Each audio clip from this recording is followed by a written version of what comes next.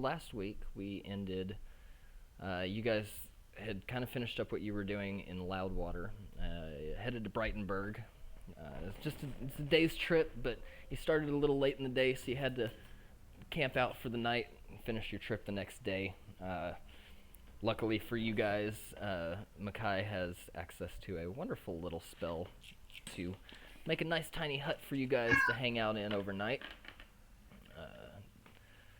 So if you look at your map, your newer map with the roads that I sent you a little bit ago, um, the first day's trip, you guys made it just past that little mountain area to where the roads intersect.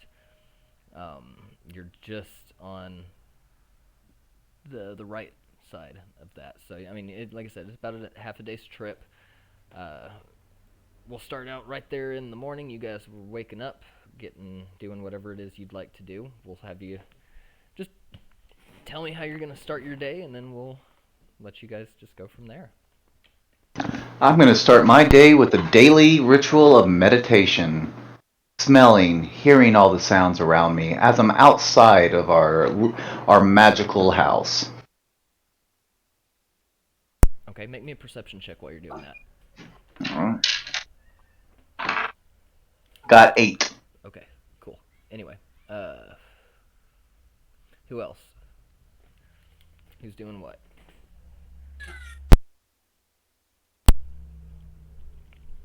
Moth is pretty early to rise. He'll wake up with Owen, kind of just hang out, start putting his clothes back on, whatever shambles they may be. Get a good stretch on, cracking the bones. I'm gonna get up and just start getting the horses ready for the day. Okay. My guy was just praying there, looking outside, enjoying the view, watching the sunrise. All right. Sounds like a plan. So you guys get up, you get ready, kind of getting your day going, and unless there's anything specific you want to do before we head out, then you can just Can go ahead. can my character be making like that ooh just super loud? Like as loud as he can for his meditation. Just like what, trying to drown everything else out, or Basically. okay. It's a meditation ritual to try to block all senses but just to use one sense at a time. I get you. Like, okay. All right. I mean that works. I will talk into his head and say, "Hey, fucking cut that shit out. It's early. Listen to the birds. One does not Listen. move. Shush. Shush." Yoin starts getting irritated. All right. Well, whenever you guys are ready, we'll head out, or you'll head out. You can just gather up onto the cart, load everything up, and continue to Brightonburg. The main road is pretty clear, pretty easy to travel. There's not a lot of difficulty. After about an hour of smooth travel, you come to this intersection of the main roads. You can head right. There is a signpost that points you. There's Sourtine, the 200-acre wood, and Whitehaven on this little directional board. If you follow the road to the right, if you continue on the main road you're heading to, it lists Mancar Village and Brightonburg as your options. And as you make it to the intersection, you see there is a man. As far as you can tell, it's just one man on a giant goat, kind of making his way down the road from the right, like he's coming from the Whitehaven direction down that road, heading towards the intersection, towards you guys. My character points. Hey, Moth, what kind of goat is that? Otopithecus gigantus, I think. Ah, How much? I wonder where he got that thing. Do you know the region it's from? That's a beautiful goat. Probably from somewhere on this island. I've seen a lot of big goats around here. Ah, Wonder how they taste. Yeah, they must be imported, or maybe they're native to the island. But people seem to have a lot of big, giant goats around here. Maybe I should get a goat. But if you don't care about him at all, and that's fine, then we'll just continue. You head past the road. I don't really care about him, but I do care about his goat. Let's just see what he's up to. Okay. If you want to talk to him, yeah, go for it. Sir, where are you and your giant goat headed to? He waves at you as you're passing by, and kind of rides his goat right up next to you guys, and it seems he's heading kind of in the same direction as you are. He says, he says, "Where did I get this thing?" Well, he said, "I bought him off of a couple of people over in Norun. But I mean, if you're looking for a goat like this, they're few and far between. You may find some giant goats here on this island, but none like mine that I know of. But what are you guys doing? Heading to Brightonburg, I assume." My character nods his head. Very silent. He says, "Well, I don't mean to bother you. My name's Tom. I'm just headed the same way, and just thought I'd be friendly, say hi. If any of you want to, for those of you that were curious about the goat, you can make me a perception check." Receive the fuck out of this goat. That's a 16. Okay. Anybody else care to? I'll roll. And I'll roll too. Gotta get I my have... dice. And my perception today will be of... Mine's 5. 15.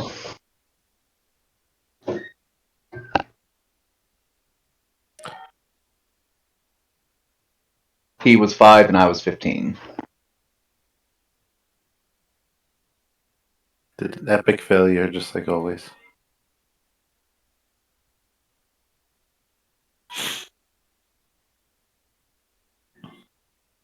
The goat got him. So you guys noticed, for lack of a better word, this goat has been modded, I guess would be a way to put it.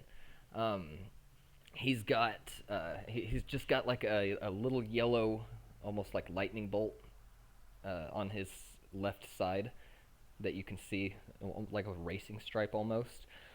And then right in the back of his head, he's got some kind of button or stone or something, and both of you can see it's got a carving in it. It looks like he's got like a rune stone in the back of his head. Well, okay, I guess I like to make an arcane check to see if I know what that symbol is or what the rune may be. Absolutely. Make me an arcane. All right. And it is a 20! Nice. First 20! Oh, hell yeah. Team. This is you do recognize the symbol on this rune, and it's weird. I don't why he would choose to do this is beyond you, but it's essentially what it does is it makes this goat travel faster, seemingly about 3 times as fast if you remember your old reading correctly. This thing like triples your speed for a time. But I'm gonna look at the guy and say, "Hey, that rune. How many of those do you have?" he says, "Well, I only have one, but there are some other people in my family that have a couple others. But I noticed you looking at it. You interested to see how it works?" Of course. Let's see this. He says, "All right. Well, how about a bit of a race? No stakes, nothing like that. No stakes, nothing like that. Just a friendly race." And he points kind of towards the horizon. He says, "Do you see that big birch tree down there, taller than all the rest? Mm-hmm. That's where we're gonna race to." He Say, "You're 2 horses against my goat." I look at the others to see what they say. I believe it is Seymoure driving the cart. Is that correct?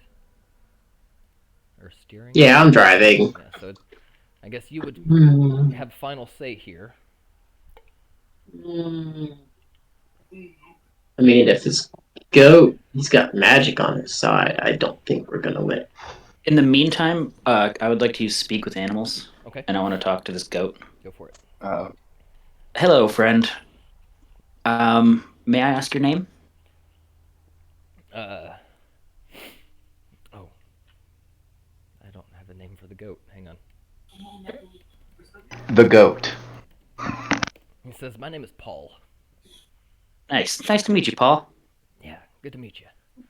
Do you like carrying this guy around? Well, Him, like, implanting runes into your body?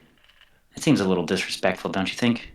I'll admit that part wasn't very fun, but now I can run really, really fast. I bet that's so much more fun without a rider.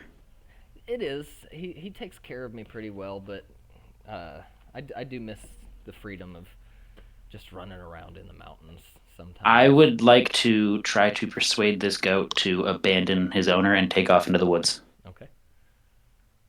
Go for it. Come on, dice, don't do me dirty. Natural 20, but it's a -1. 19! I rolled an 18. Oh. So you guys are walking as they're talking about this race, you're sitting here trying to talk to this goat about getting loose, breaking free, whatever the case may be. And are you guys agreeing or disagreeing to this race? No race. You will race? No. Oh no. Okay. Race, race, race, race, race, So race. you guys are really urging Seymoure to race this guy, but Seymour's not having it, and Moth is sitting here talking to this goat, trying to tell him, just stay away, man. It's best for you. Just leave. Get out of this. This is a bad relationship, that kind of thing. It's abusive. It's not Does fair he- to you. Right. Does he have the rune still in him? Like the goat has a rune in him? Yeah, it seems to be implanted in his head. I wouldn't have touched it. Do what? I would not have touched it. Okay. So yeah, he after a fair amount of convincing and talking. Can I just do a little like a pick? Do I wait? Hang on. I'll let you finish. Never mind. Sorry, I got excited. I was just gonna say after probably 10 minutes of you guys walking together, you guys can hear, or you can hear them back and forth about this race, and that finally they're just like, no, look, we're not gonna race, and Tom is a little upset, but he's like, it's all right. I just wanted to show off my rune and show you what it does, but he says, I guess we don't have to race. And so he says, come on, Paul, I'll show you let's show these guys what you can do. And he starts kind of, spurring them on or whatever, and the goat's just not moving. And he's like, what's the problem, Paul? Why aren't you moving? And Paul kind of tries to look around behind him at Tom and shake his head a little bit, and he says, don't do this to me, Paul. I just wanted to show off my magic for these guys, Don't fight me on this. And Paul starts like kicking, bucking, trying to get him off of him at this point. And Tom goes, you know what?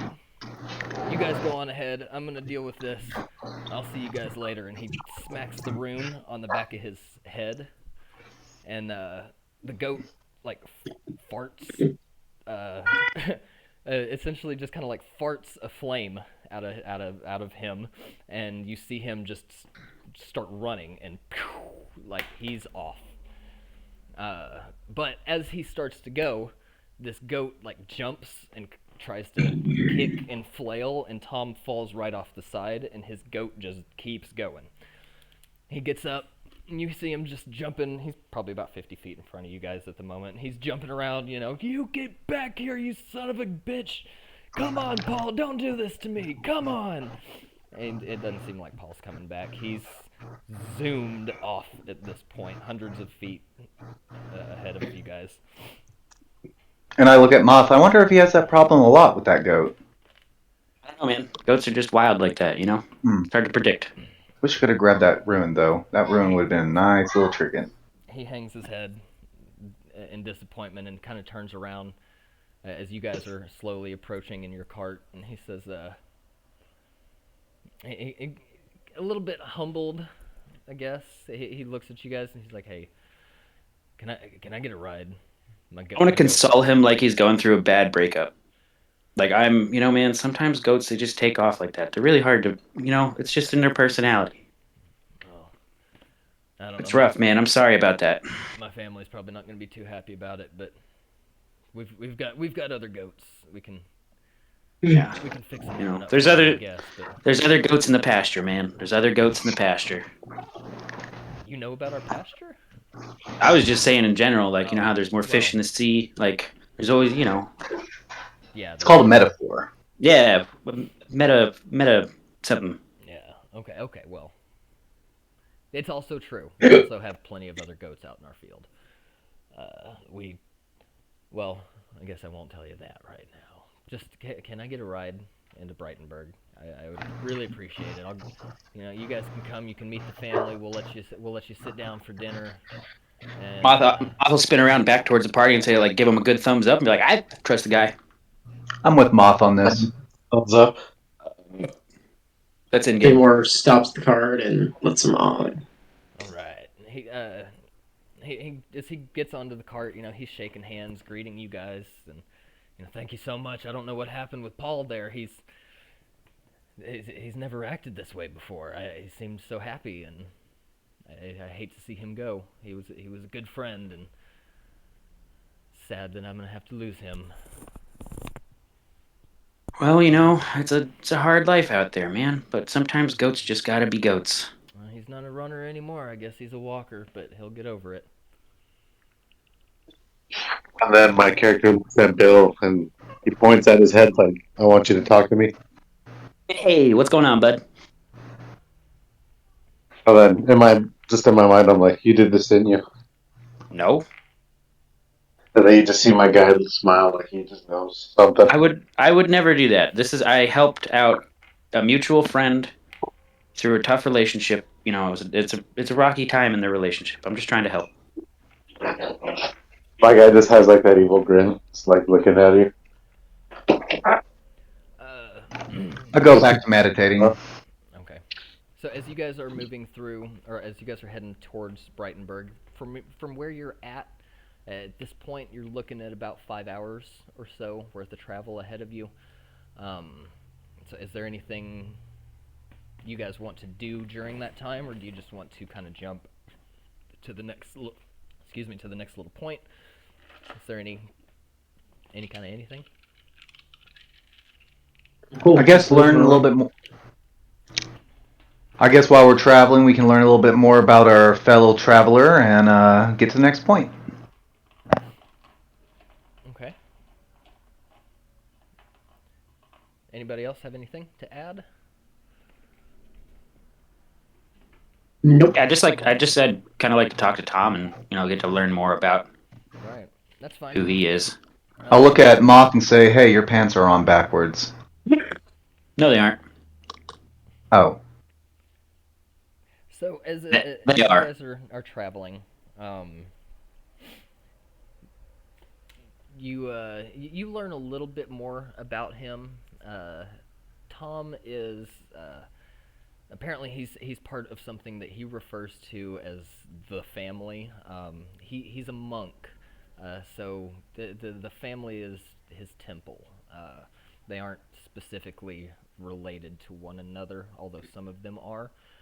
It's just they're close. That's what they refer to themselves as. Their family. So Dominoes. Oh wait, that's Olive Garden. there you go. But He doesn't live. They don't stay in Brightonburg. The family is actually in Whitehaven. He's coming from Whitehaven to Brightonburg to meet them. They have, in his words, they have some business to take care of here in town, and they don't. He doesn't intend to be staying for very long, but when you get to Brightonburg, he's offered to introduce you to his family. They'll sit down and make dinner for you and stuff like that if you'd like, as compensation for being friendly and giving him a ride. I will graciously take the offering and be cordial and start. Do they give us food at first? Like what? Like when we get there, what happens exactly? Oh, we're not there yet. Oh. But yeah, you still got a few hours to travel before you make it to town. I'll ask them what do they usually prepare for their for guests? Like what kind of food do you guys usually eat? Are you vegetarians, meat eaters? We eat just about anything. So there's no telling what they'll decide to make. Although we have our own brand of wine that we make and sell on the side, and I know for a fact that we will be drinking some of that with the meal, but that's about the only thing I could guarantee you. There's no telling what they'll want to make. All right. What do we see as we're traveling? Oh, thank you for asking. Perception check, please. Or what's your passive? It's not Oh, what's my passive? What is it? I've got it. 16. Yeah. So. Do you still need me to roll? You don't have to. So traveling down this road, it's pretty straightforward. There's a lot of trees on both sides for the most part. Sometimes it opens up into more of a clearing area, but until you get about the halfway point between Brightonburg and the intersection where you guys started the day, and then the heavier trees kind of start falling away into more open, flat, plain area. As you pass, there is a small road and a sign that points you towards Mancar Village, which is to the left. It looks almost overgrown, and the road itself looks relatively overgrown as well, like maybe nobody's traveled it in some time. And then off to your right, as you look, just as these trees are starting to fade and separate, off to your right, way off in the distance, just to the left of this, what the map says is Winter Pond. It'll be just off to the left of that. There's a pretty decent sized tower, just a random tower. You can't really make anything out of it. It's just a giant spire standing up in the middle of this field, and that's really about it. I'll look at everyone and I'll ask, does anyone have like a bottle, an open-end bottle? Maybe just a jar, something?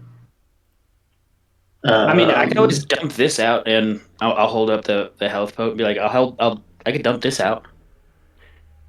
Fuck it, let's do it. No.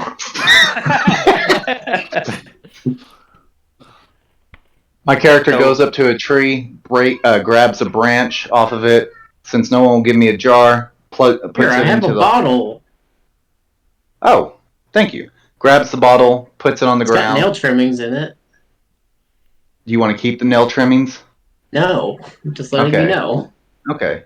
Well, then I'll dump out the nail trimmings, put the bottle on the ground, put the stick in the actual bottle, and and then I'll try to light the stick on fire to see which way the smoke goes. Interesting. Like rubbing the sticks to grab the other sticks and rub it together to make a flame to see where the smoke goes. If it goes to the left, I would suggest to go that way. If the smoke goes to the right, to suggest to go that way. It blows more southerly towards Mancar Village. Didn't the cult or didn't that guy back there? Didn't he say something about Mancar Village? How they were one of the only ones that was unaffected. Like I think we interrogated him. This is in character. Like that guy mentioned something about not going to Mancar Village or that it was unaffected. And Lighthaven.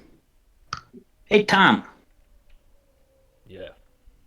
what do you know about Mancar Village? He stops for a second and he thinks and he says, I don't know. Mancar Village. Oh, yeah, he says, I've never been there myself. Nobody that I know of has been there.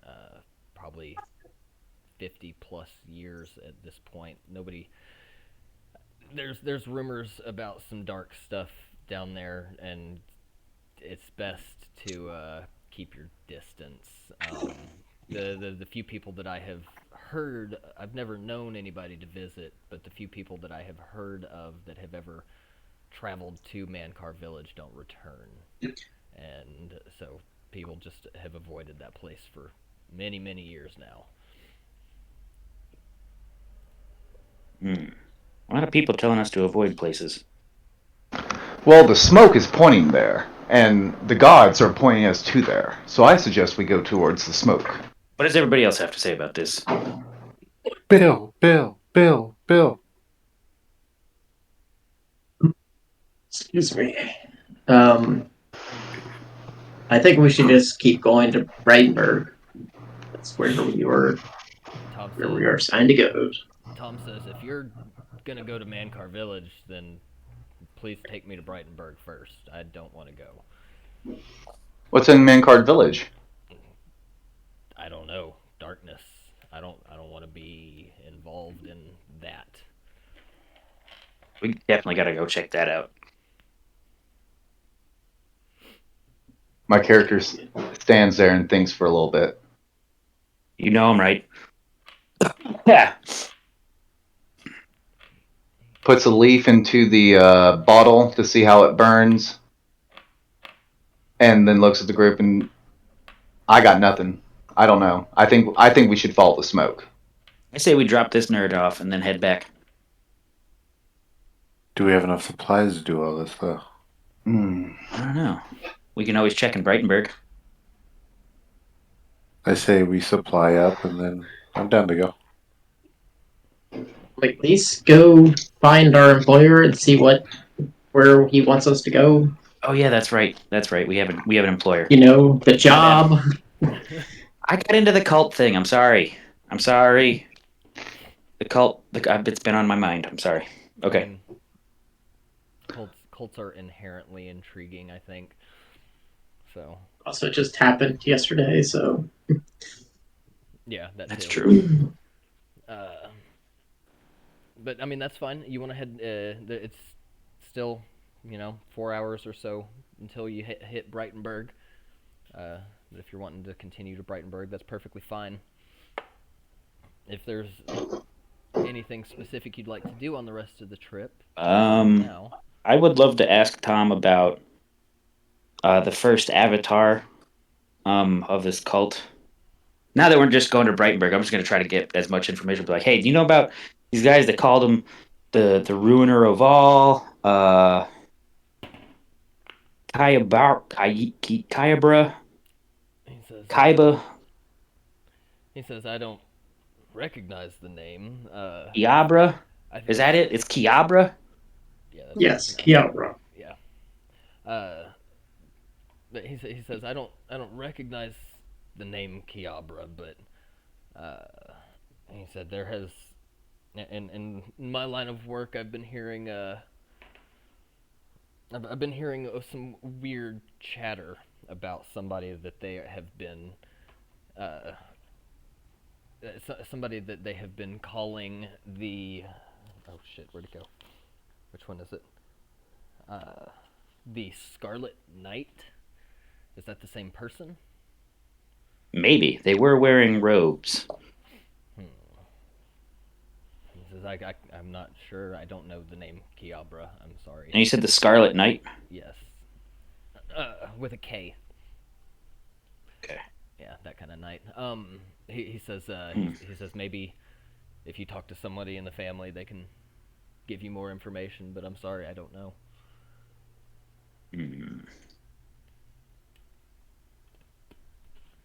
Okie doke. So you guys just travel and talk and chat for a little bit. Excuse me. You learn on the way there that Tom is really big into racing. Like that was the whole point. That's what this goat was to him. It was like he loved racing this thing. He would get people together and challenge them, and then show off his magic with this super speedy goat and take their money essentially.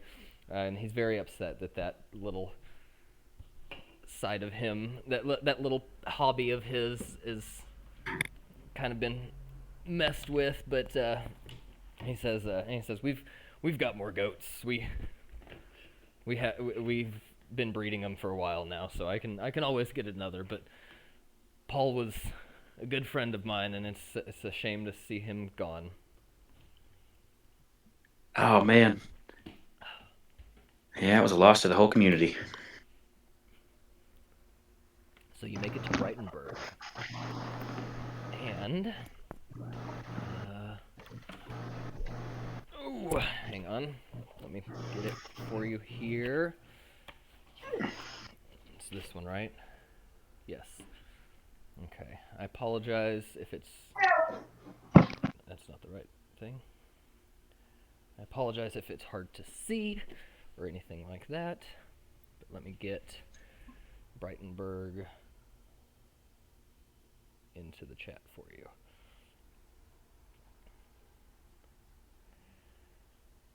Yeah. Take a picture. Let's turn it that way.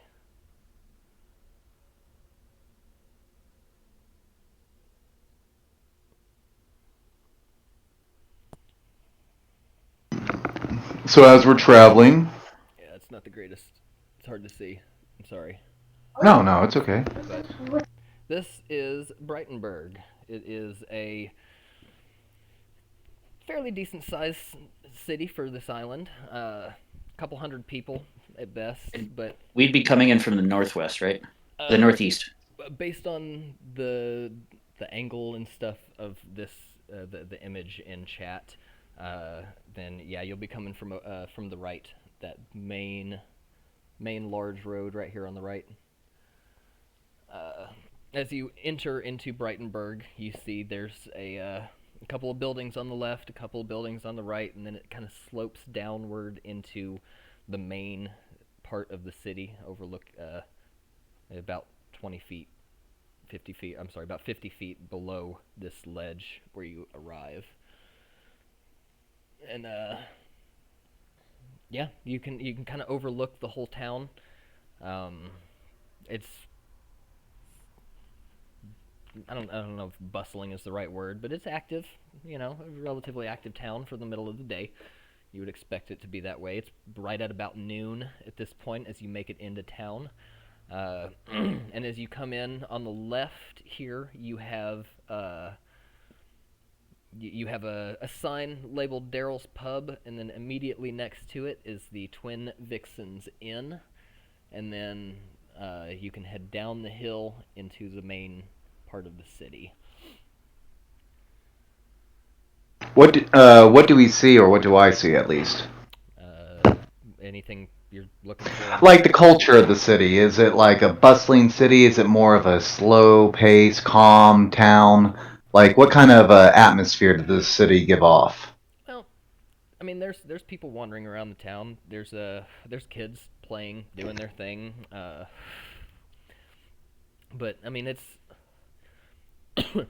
the town itself doesn't appear to show a lot of culture in the sense that you don't see anything defining really about this place, except the main lord's manor area is surrounded by a large, like 30-foot wall, but everything else is pretty mundane. They're normal stone and wood homes, and they kind of wind around the town. They got some signposts out front. As you're kind of wandering through the town, checking some of this out, you realize apparently somebody named Daryl has been coming through and like starting to own the place. He owns a weapons shop and a pub and a grocery store and an armory. This dude is like getting around. But the town itself, there's not a whole lot to it. There's a pond that you can fish and swim in if you'd like. There is a house of oddments, just a house of curios and strange things. There is a place called Vaxil's Vestibule of Variety. You're not 100% sure what it is, but it sounds intriguing. And there's, your basic stuff: homes, pubs, inns, shops.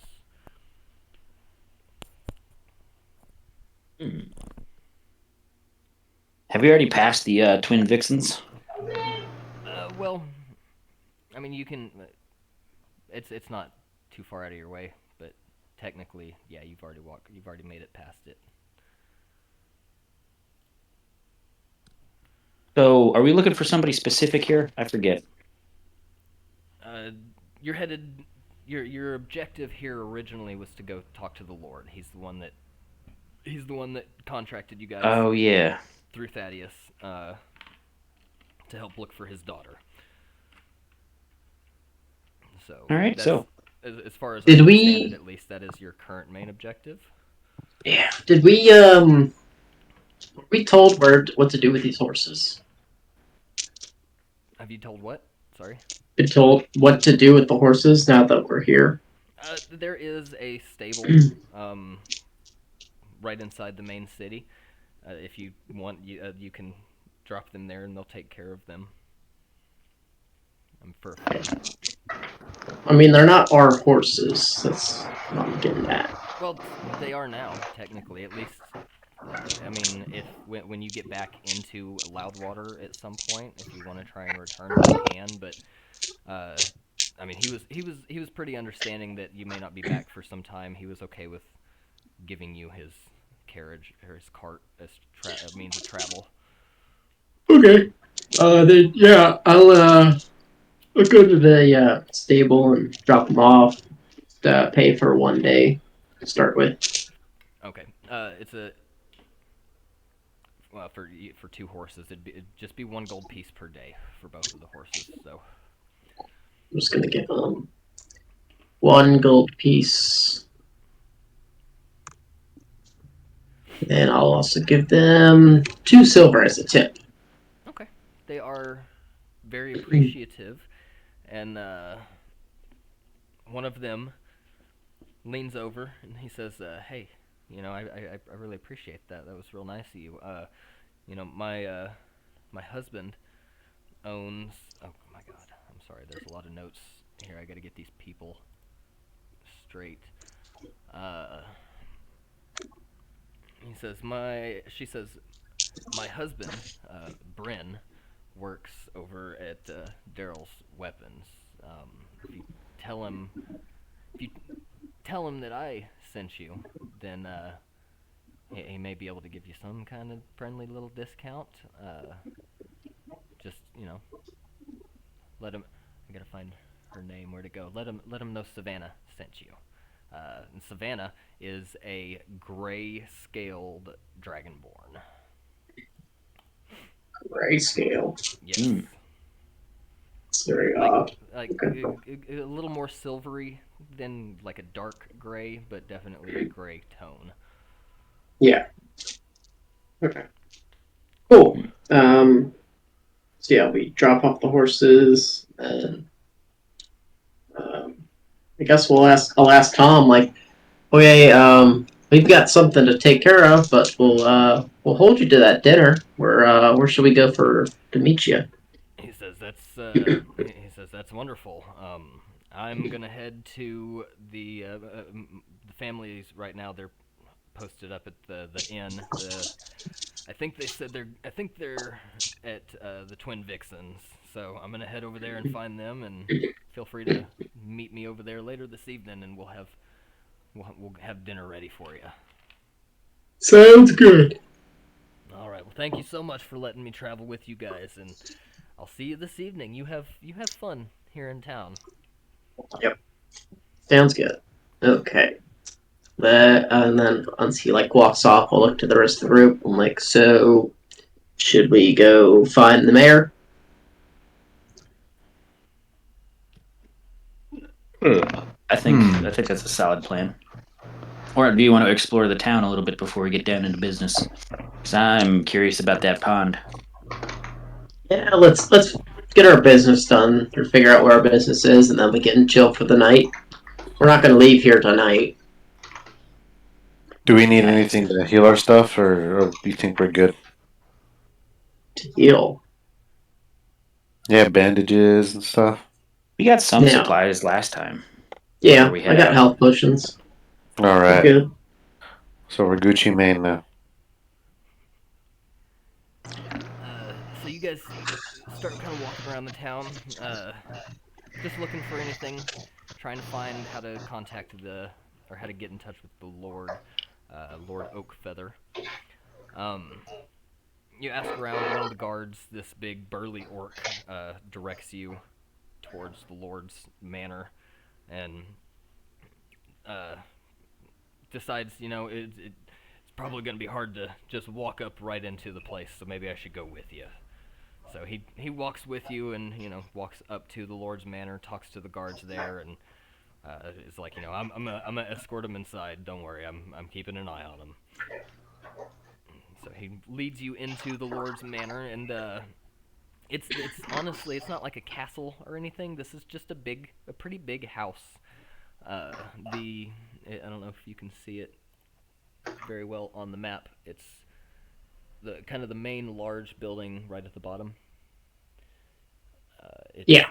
It's mostly single story, but it's got a nice little second story. Little loft thing. raised area up on the second floor. Yes. So this is the Lord's Manor, and it's essentially just a big house. You come in, and the Lord Oakfeather is sitting in kind of the main room. It's like a living room type situation. He does have a throne ish. It's just a big wicker chair, like 3 times the size of a normal chair. It's just a big, comfy wicker chair. He's got some pillows and padding and stuff, and he's kicked back, all relaxed and comfortable. And he's reading through a scroll when you guys come in. The guard. Let me find. There it is. The guard walks in with you guys, and he says, Lord Oakfeather, we have visitors into town. They say they have business with you. And he kind of rolls up his scroll, and he looks, and he says, business? Well, I got a couple of people with some business. Which one are you? We are with the guild. We were sent here to investigate the disappearance / kidnapping of your daughter. He says, wonderful, wonderful. I've been waiting for you guys to get here. Thank you so much for showing up in a somewhat reasonable time. I know you traveled all the way from the mainland to get here, so... But I really appreciate you getting here and taking an interest in finding my daughter. I don't know what happened to her. We didn't even have an argument or anything. I thought things were going fine. And then about 2 weeks ago, I woke up and started my day as normal, and she never came down to join us. I got really suspicious, but teenage girls do teenage girl things, and so I let her spend the day in her room. Figured she'd talk to the servants to get her things that she needed or what have you, but they never, according to them, none of them ever spoke to her or saw her either. I went up to her room that night to check on her just to make sure she wasn't sick or anything, and she was gone. The door to the door to the roof where she likes to go and do whatever it is she likes to do was wide open. A couple of her things were missing, and she's just gone, and I don't know what to do. I don't have any idea.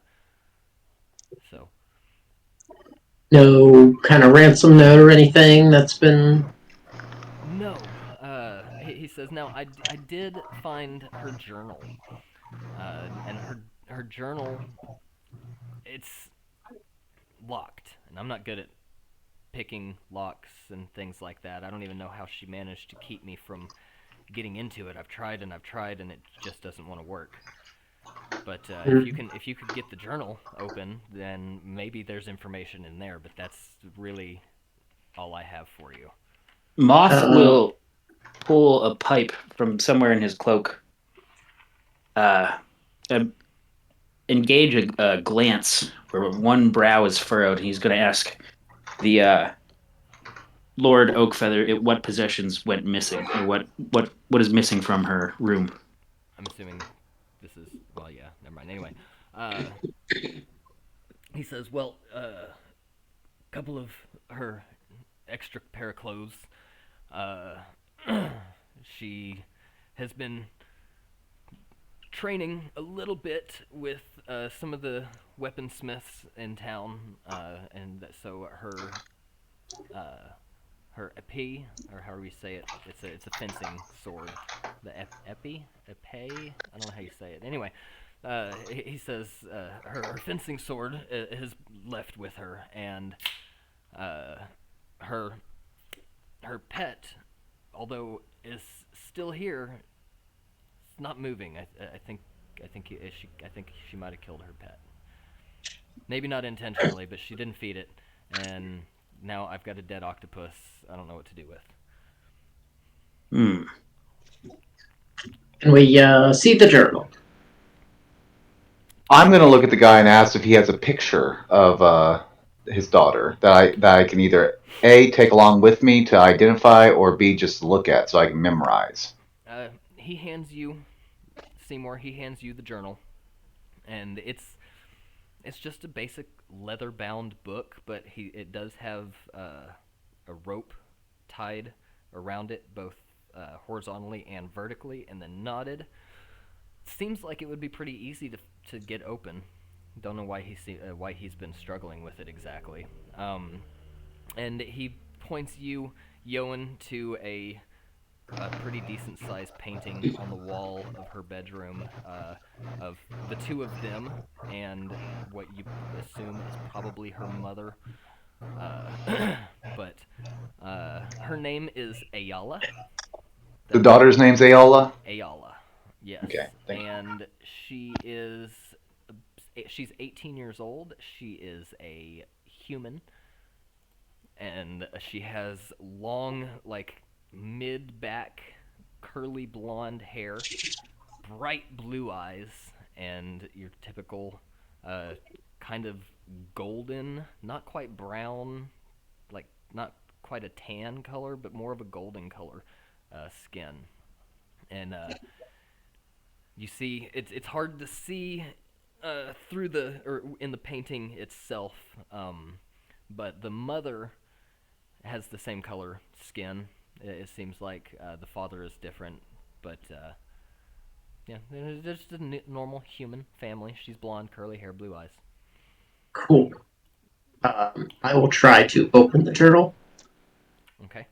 So you sit there and you mess with the rope for a minute, and you're pulling on it and doing all the things you can, and it's like as soon as you pull on the rope to untie it, it kind of reties itself. It seems like it's magically protected in some way.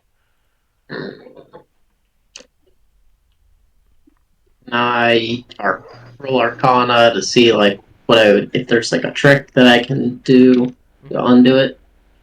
Yes. Davin. Now, I'm gonna be looking at the picture while this is going on, and I'm gonna ask, what's the mother's name, and where is she right now? Okay. You said you rolled a 7? Yeah. Okay. So you're just gonna sit there and fiddle with this thing for a few minutes, trying to study it and figure out. But essentially, you're not gonna be able to figure out too much. You could probably cast some kind of spell if you had some kind of Spell magic. potentially. Yes, That exactly. spell that I definitely have. Exactly. Something like that very well could work, but you're not certain. Other than that, though, there might be some trick to this, touching it in a certain spot or poking it a few times or something, but you have no idea. You've tried a handful of things, and without directly casting another magic spell on it, you can't figure out how to open it.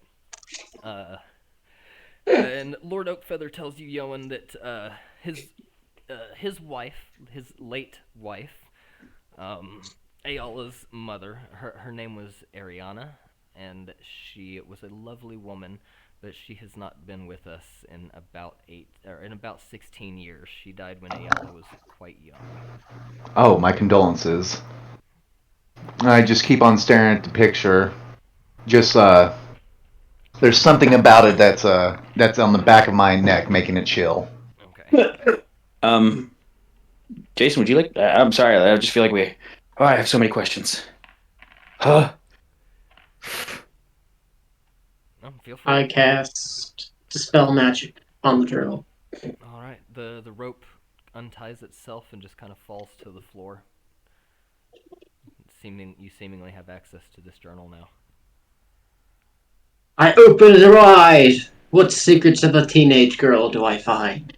All right. So you open the journal and begin A bunch of glancing. hand-drawn, detailed pictures of penises. Baby dicks. There are notes in here. Most of it from the front of the book, as you go, it started a couple of years ago. She was journaling, taking notes and stuff just about her day.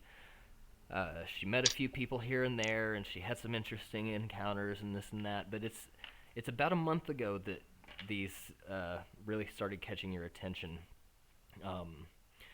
It seems that she has met somebody, a woman. Let me see. There we go. She has met a woman named Anna Lee. Anna Lee is what she goes on to refer to her as her master, or her mentor. I'm sorry. She refers to her as her mentor and begins talking about how Anna Lee is going to begin training her in magic, and she's very excited. Her dad wants her to be trained with weaponry and be able to fight to protect, but she's never really been good with the weapons, and she's kind of scared of that. But there's something about magic that she just feels comfortable with, and she's found somebody who's willing to teach her how to do it. Okay. Does it say? Does he say this out loud, or is he just reading this in his head? Well, I guess that's Right now I'm reading it. Right now I'm just reading it. Okay. About 2 weeks ago, she left her final journal entry. Says that she has plans to meet Anna Lee. Excuse me. She has plans to meet Anna Lee at a place that she calls, where'd it go? I gotta pull it up here. The Watchtower. It's almost a full day's travel. But Anna Lee has promised that once she meets her at the Watchtower, she will officially begin her training in the School of Magic. But she has to prove herself capable before she can actually do anything before she can actually be trained. So she's talking about she's been working on it for the last couple of days, and she's finally being able to master a prestidigitation spell, and she details not in full detail, but she goes into the fact that essentially her pet octopus, she managed to change the water in his tank into wine, and she drowned her octopus. No. No. Gross. But that was ¿Por her. qué, pobre little octopus? That was What's her. the octopus's name? I don't think I have a name for the octopus, do I? We want to have a little ritual for Jerry. Name the octopus Jerry. Let me see. No, I don't technically have a name for it here. So Let's call him Otto. Otto the octopus, that works. I like it. So yeah, so she managed to master this prestidigitation spell and kill Otto, and so she has seemingly headed out, made her way to this place called the Watchtower, so that she can meet Anna Lee and begin her magic training.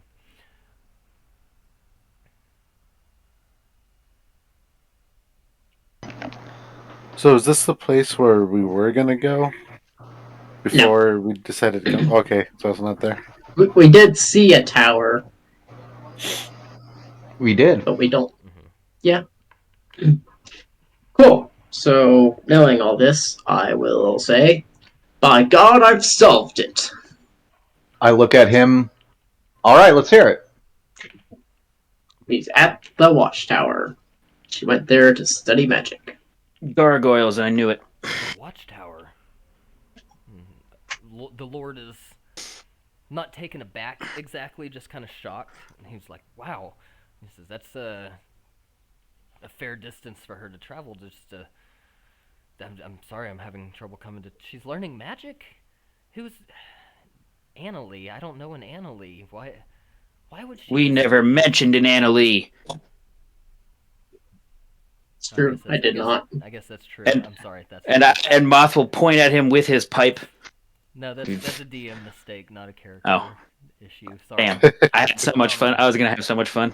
But he's pretty shocked about this. He didn't expect her to even have an interest in magic, let alone be willing to just straight up abandon him without saying anything and run off to learn more from seemingly a stranger.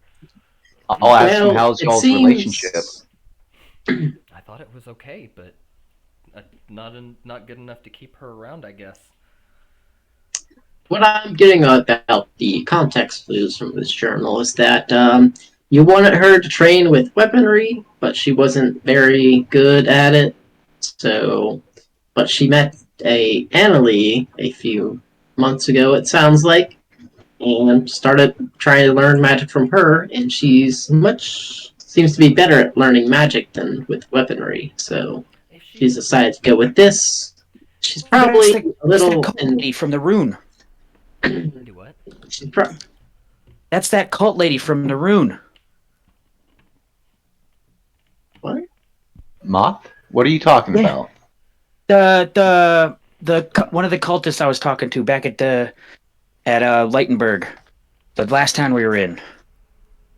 He said that Anna Lee would know more about the cult, and she's from the rune. Well, I was trying Hey. to think of her name all morning. I couldn't think of it. guys, as I look at the picture, I think we're gonna have to not sleep tonight. I think we're gonna need to travel back to the tower.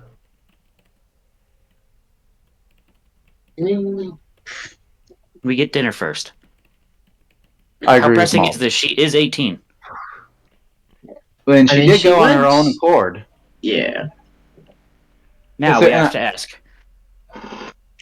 Wait, before you ask that, I'll ask. Oh God, I forgot your name.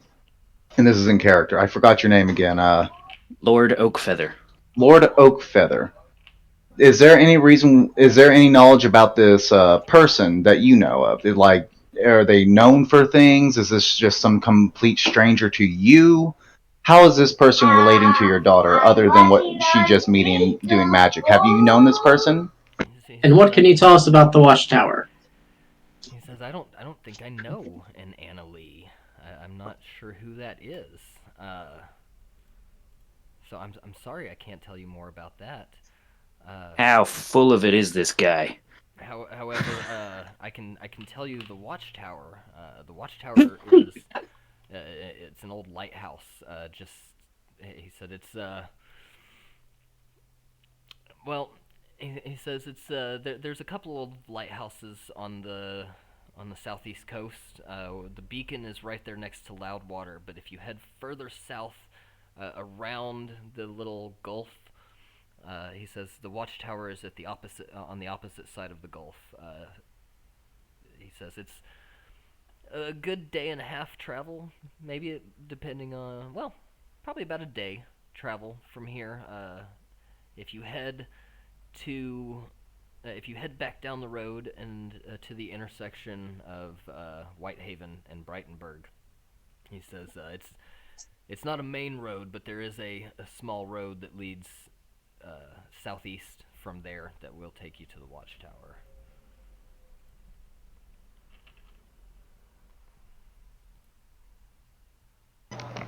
I'll wait for someone else to comment. So, Do you want us to get her back? Of course.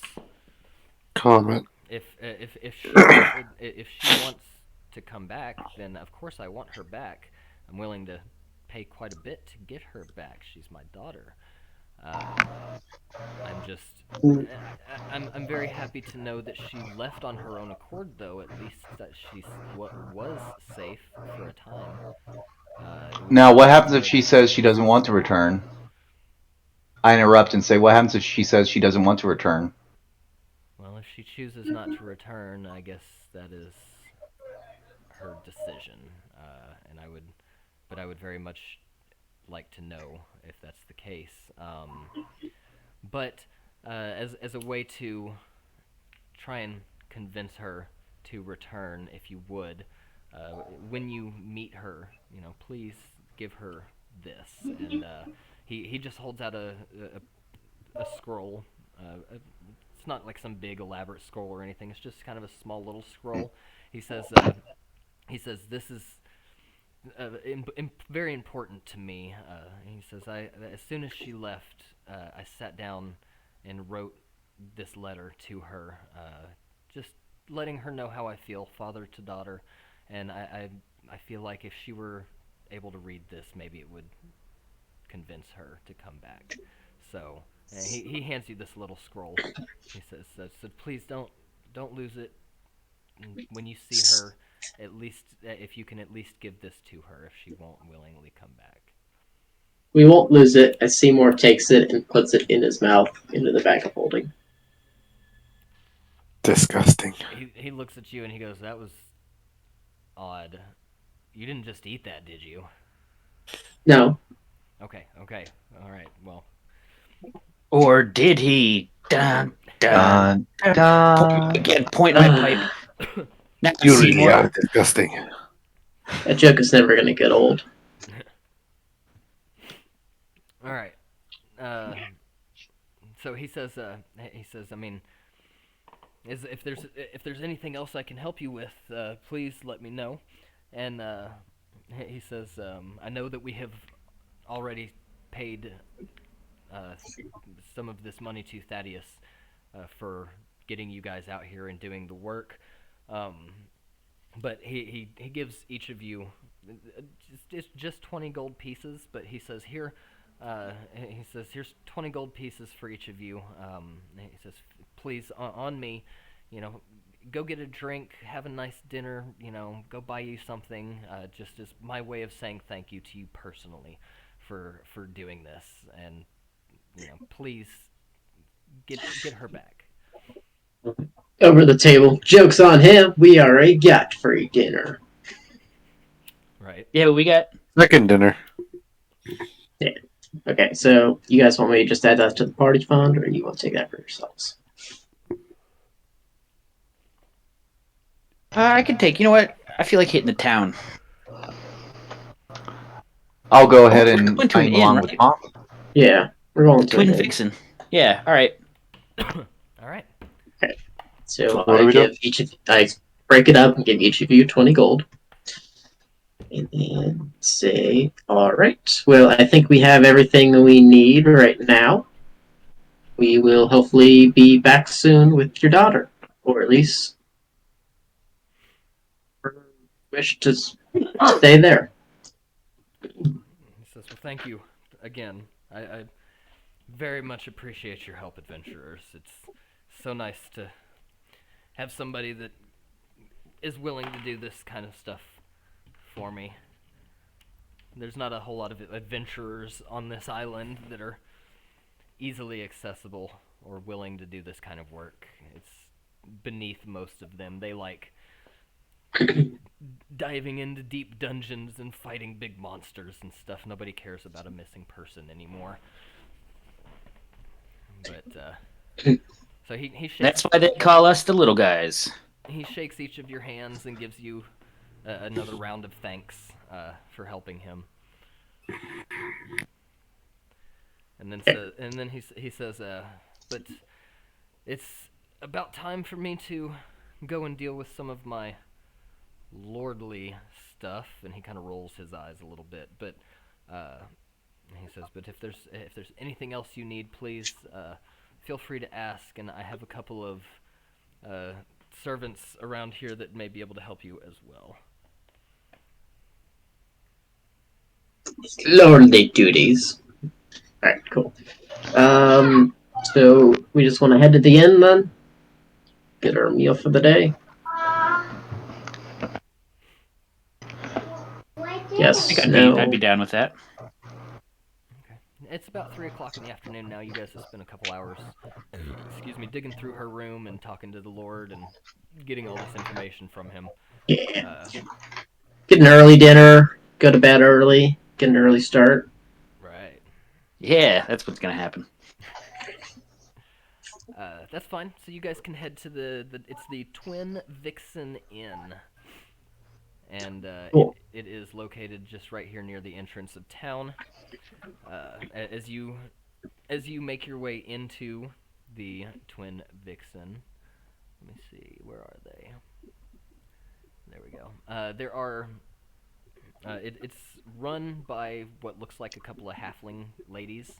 One of them behind the bar, on the bar. She's not really behind it. She's standing up on the bar, walking back and forth and making drinks and talking to people.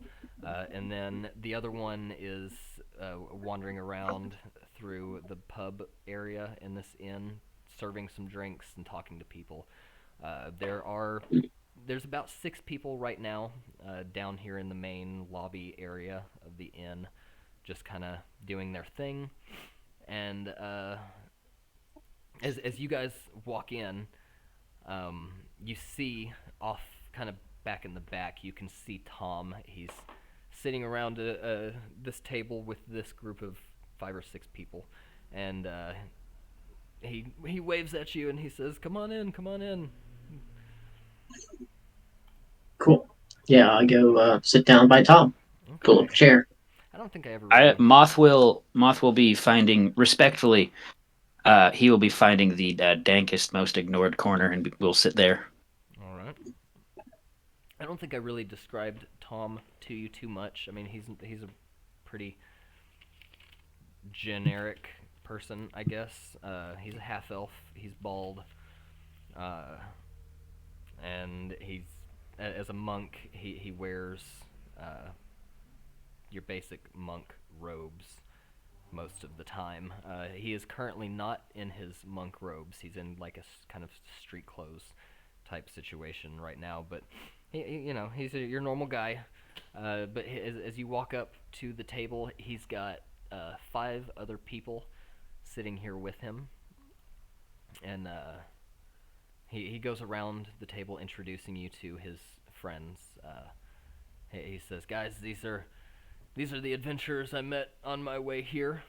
It was wonderful to spend some time hanging out with them, and unfortunately they watched Paul run off on me, and everybody's just like, oh. And yeah, it was a shame to lose Paul. And what how upsetting. And he goes around the room to the and introduces you. There's Lou and Park.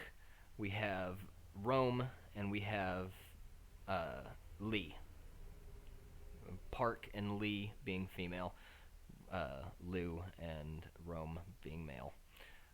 But he says, this is my family. And they all, they shake your hands, introduce each other, blah, blah, blah. And they say, Lee says, we heard about you helping get Tom into town, and he said that we were going to make you dinner. So we're all just kind of sitting around having a drink, talking about our business here. But now that you're here, if you want, we rented out essentially the entire second floor of this place, so we can go upstairs and we'll make some dinner and have a few more drinks and just spend the evening having some fun. What do you guys think? Sounds good. And Moth or Seymour will walk over to Moth and be like, "Hey, we're going upstairs. It's a little less crowded there. Probably be better for you." Are we staying here? Yes.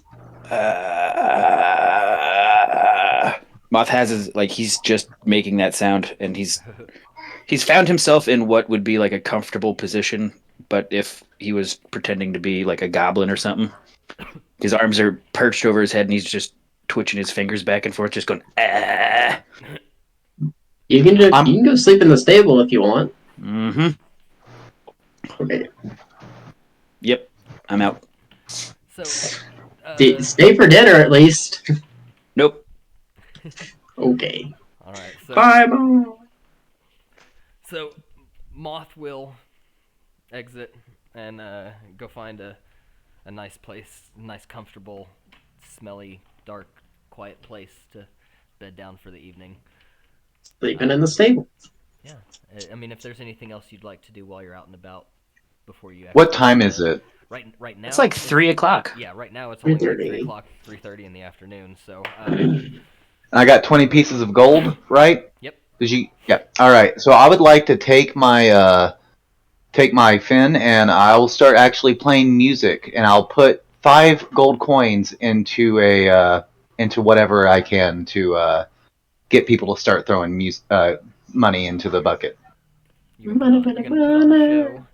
Gonna put on a show, guys. Make me a performance check. All right. Wish me luck, guys. And performance roll. 20. You son of a bitch. You called it. Hell yeah. Wait a minute. I'll even prove it because this is how great it is. Boom. Kidding, I want Tommy to prove stuff half the time. I lost. I love the little. I completely forgot one of the names. I've got Lee, Rome, and Park. What was the third name or fourth name I said? Anybody? Lou. There we go. Lou. Okay, sorry about that. Anyway. Lulu. So that's fine. Yoin, you will go back down into the lobby and start putting on a bit of a performance.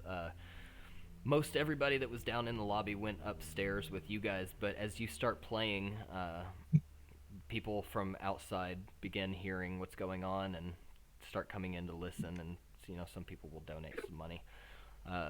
You guys, the other two of you, sorry, McKai, Seymoure, you're upstairs with the family, I'll just call them, and a few of them are getting everything together for preparing dinner. Tom walks over to both of you and hands you a bottle. He says, "This is our family's signature wine. We make it ourselves." He says, "So feel free to drink as much as you want. We've got plenty." And so yeah, he hands you the bottles. There's a special or a handmade label on them. It's gold and white, and it's got a gold crown on it. He says it is the Golden Crown wine.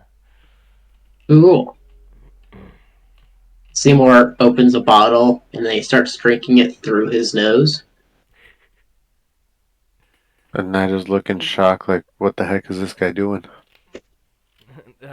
Tom looks at you and he goes, I didn't even think about whether or not you'd be able to drink this, but that's weird.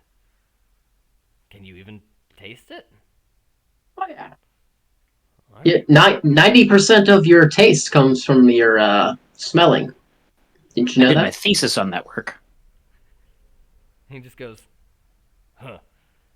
It's not my area, I guess. Uh, I hope that's the only spot you drink it out of. so things continue throughout the evening, partying, drinking. They made some nice food. Uh, Yoin, you're downstairs playing for about an hour, and you manage uh, between these people, or between the people that came in and did their and listened to you play.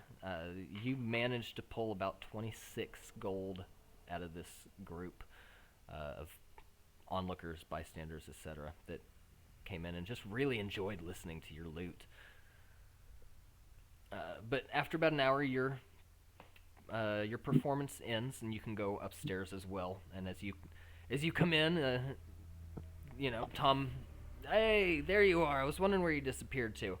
And he hands you a bottle, your own little bottle of wine.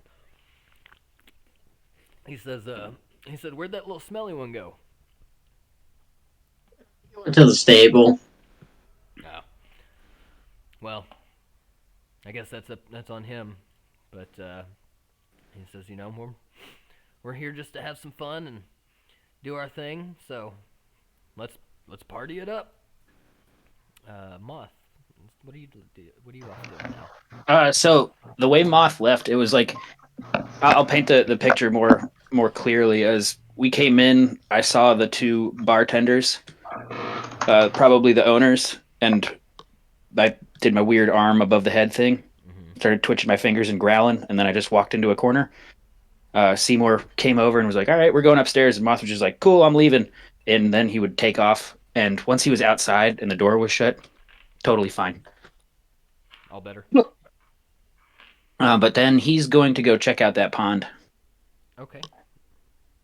Uh, it's as far as you can tell, it's a regular pond. It's a nice, tranquil little place, surrounded by some grass and a handful of trees. It's just right in the middle of another bunch of buildings and homes right here in town. But it's a relatively peaceful place.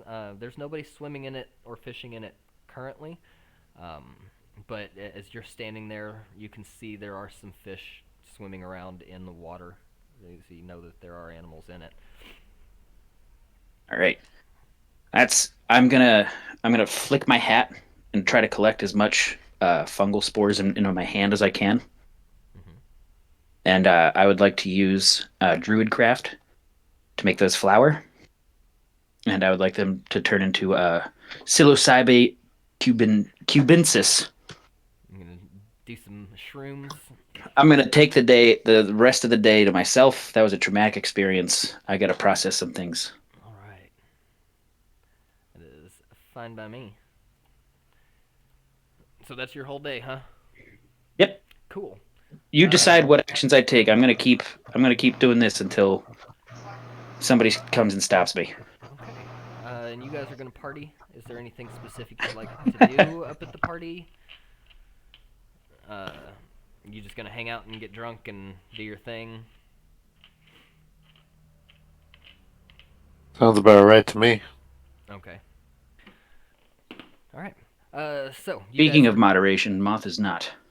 Yeah, you guys are partying. Moth is off enjoying his evening, looking at nature and enjoying the sounds and colors and smells and sensations that come along with whatever it is that these mushrooms do to him.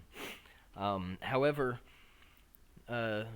after a couple hours of just enjoying yourself and embracing nature and being one with it, you do start to nod off, uh, slowly going to sleep. But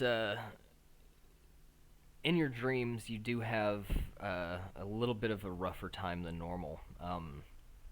You That sounds about right. you do have what you would consider a bad dream, maybe even a vision. You're not entirely sure. It was very clear, whatever this was. It might have just been something that had affected you from these mushrooms.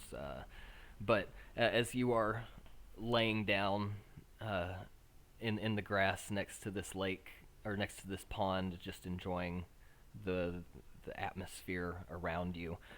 You're not really sure if you've fallen asleep and this is a dream, or if you're still tripping and this is some sort of hallucination. But the world around you kind of fades away and turns to black, and you start seeing stars pop up in this blackness. And the moon reveals itself, just kind of popping into existence among these stars. It didn't just slowly enlarge or anything. It's just boom, the moon is there. But as you're sitting here looking essentially into space, watching the moon and the stars, these 4 red chains kind of come out of the darkness of space and wrap itself around the moon. And then 2 of the chains begin cracking and breaking and fall to earth and land on the island that you guys are on. And that is your vision or dream or hallucination from these mushrooms. Nice. So that's your evening. Was there anything else you guys wanted to do at the party? Are you just going to spend the night partying and pass out? I'm not going to drink very much. I'll probably have 1 glass, but I'll mostly just listen to the crowds and see what everyone's talking about. Okay, make me a perception check. All right. Let's go with a 13. Okay. The evening, everybody's just doing their thing, partying, having fun. But you do, over the course of the evening, you do end up interrupting a couple of conversations between Tom and some of his friends. It's unclear about what they were talking about exactly, but you seem to get the sense that whatever their business is in town is a little more clandestine than you initially thought. They're being very sneaky, very private about, and very secretive about whatever it is they're doing here in town. But for the most part, the night is fun. There's nothing dangerous or scary or anything that would arouse your suspicions, but they're just being really secretive about whatever they're here in town to do. And you guys have a pretty fun night partying, drinking, and they made a bunch of food, smoked meats and salted meats and breads and wine and all kinds of stuff, cheeses and berries. Berries. And as the night progresses, you guys, pass out here and there among the second floor. They've got 5 or 6 different rooms here that they've rented out, and everybody's just crashing on the floor or in a bed, wherever they kind of decide to fall for the evening.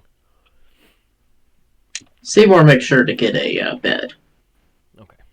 Well, yeah, Seymoure will manage to get himself a regular bed. But you guys pass out, the night goes on, and the next morning begins.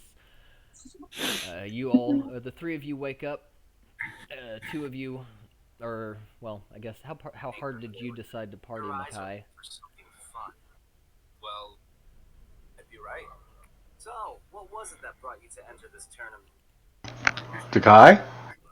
McKai. Jason. Videos. What? How hard did you party, Jason? Yeah. He partied so hard he's not even speaking English anymore. Well, guys, if he has COVID, he might. Whenever I had COVID, that first game was really hard to think. So let's give him. Jason, can you hear us? Yeah, he may be busy. It happens. Yeah. Uh, All right. That's fine. So you guys partied. You passed out. At least one of you woke Oh, I'm so sorry. My mic was off. up. I'm talking to Oh, myself over here. No. So how hard did you party?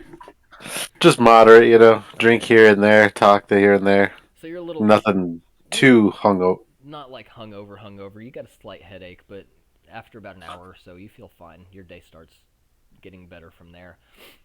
You guys wake up, maybe wonder where Moth is, but at this point, you guys have known him uh, at least in passing for a little while and gotten to know him a little better over the last few days. It's obvious that he disappeared somewhere to go find a place quiet and dark to sleep in.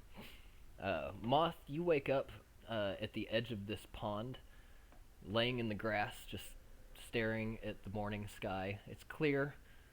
It's a nice day. It's a little cool, but that's all. It seems like good weather. So, what would you guys like to do today?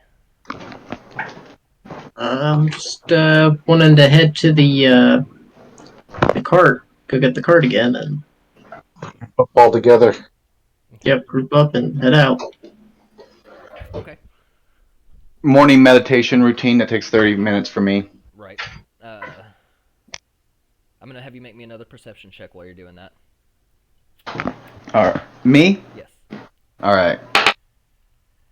That is a 5. Okay. Damn it. All right. Moth. Once you get up and around, you will head back to the inn and meet them there, and the four of you will head to the carriage or to the cart, gather up your horses, and head out of town. Yep, heading towards the watchtower. Okay. So the watchtower will heading towards the watchtower. It'll take you back down this main road. Uh, so after what is essentially about 3 hours of travel, you come to the intersection leading you to Mankar Village, off to what is now your right, to the south.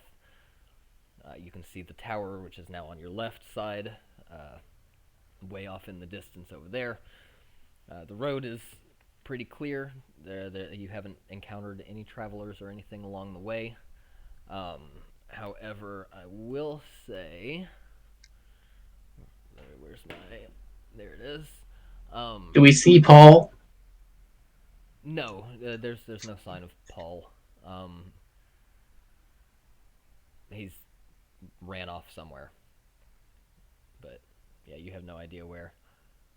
But yeah, you see the weathered sign for Bankar Village, kind of pointing off the road and the overgrown trail there. You see your tower off to the other side, and then one thing you do notice, uh, it's not very warm out, but it's bright and clear, and the sun is coming up, and for whatever reason, there are a surprising amount of snakes in this area, just like out lounging in the sun. It catches you off guard how out in the open these snakes are, but they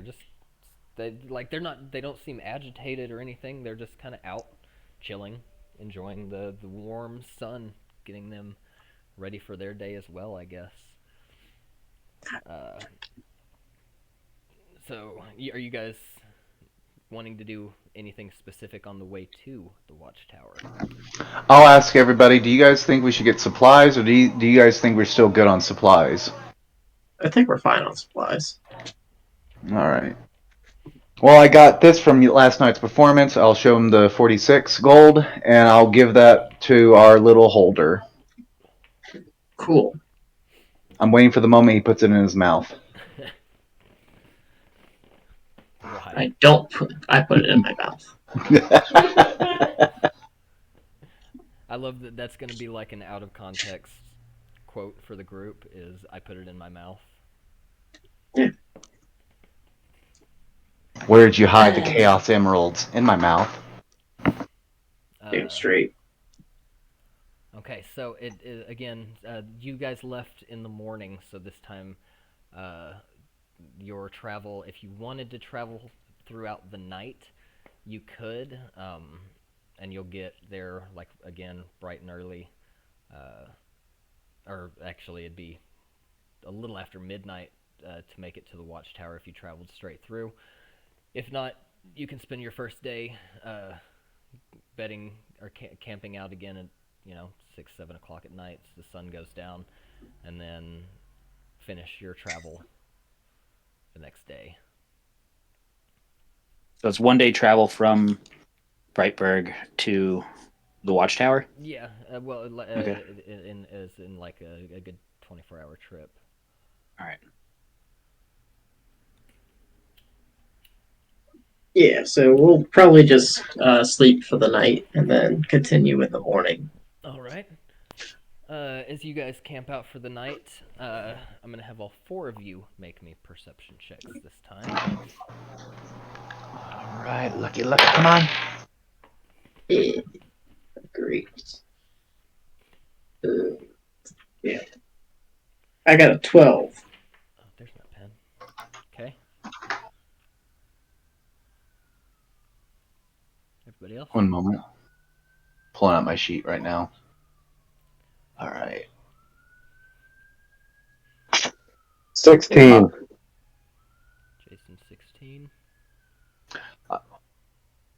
25 in total.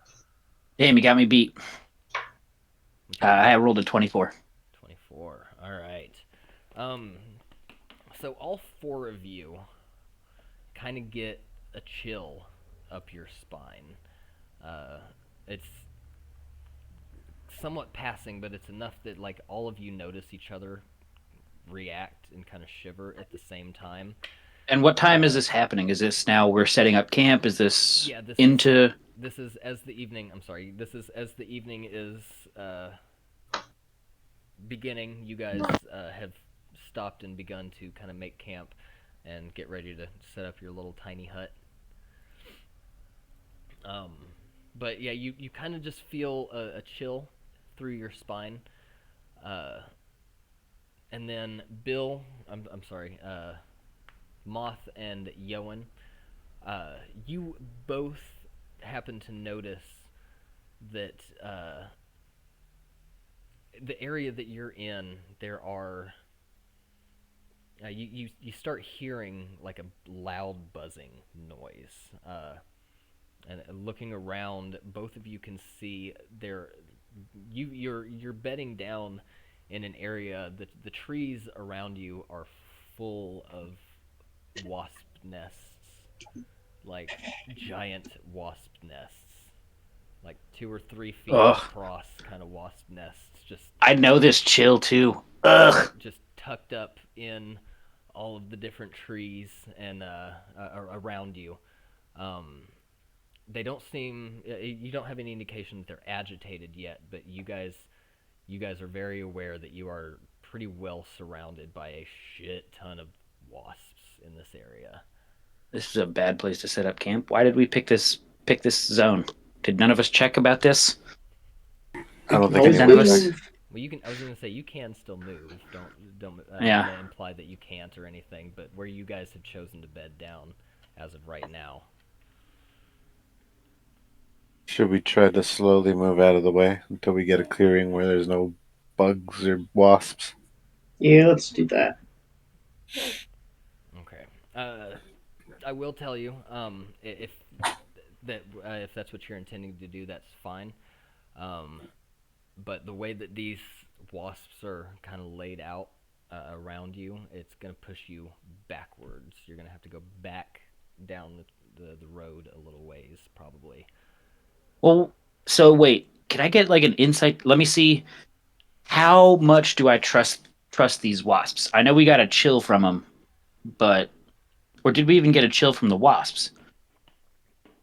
Oh, you don't know. We got to chill from some telling us, "Say this ain't right." Yeah. Let's whisper. Hang on, wait. I can do better than a whisper. I'll like put my hand up to my head, like let's get in here. I'll try to do a group chat if I can, if the DM will allow it. Yeah, that's fine. All right, guys. So we all got that same shiver, right? Yes, Indeed. sir. All right. So I noticed that this place is full of wasps, like big old nests. What would you guys like to do about this? I think they don't seem agitated. I think if we just quietly set up camp and try to get through the night, I think we can move out of here without disturbing them. Set up camp right here. Yeah. Or move further towards the tower. But either way, we got to go back or we got to go forward. Or set up camp here. Yeah, I said let's just move forward. looking around you, you guys can see it's the sun has gone down, but it's a nice bright night. The full moon is out, and so you can see surprisingly clearly. And so yeah, you can kind of start seeing these wasp nests up in the trees as he's telling you about them.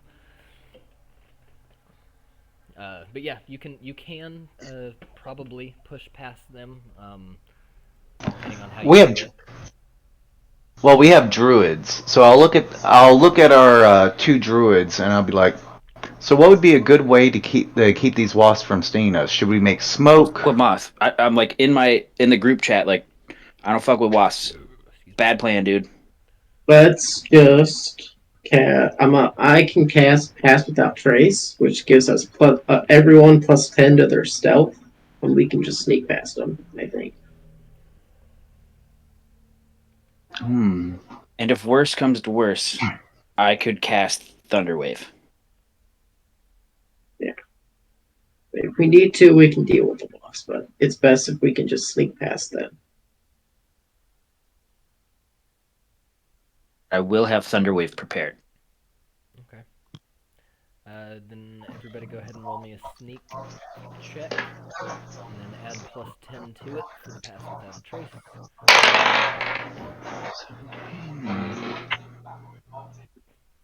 All right, got 30.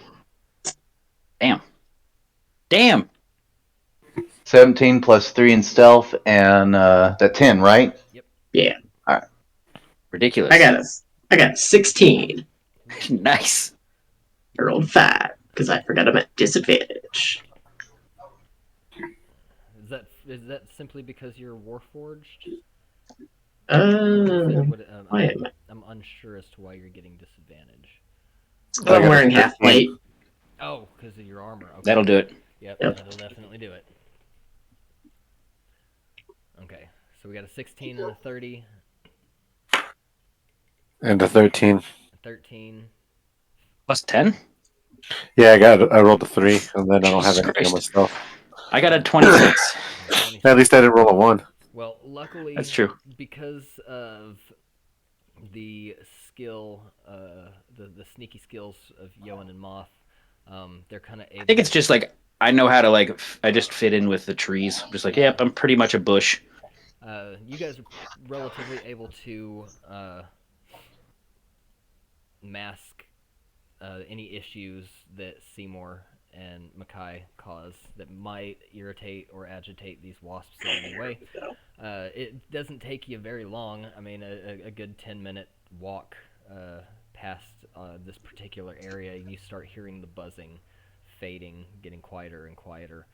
And you are able to successfully get past them and are currently sitting right here at this intersection, basically where you guys camped out on your way to Brightonburg.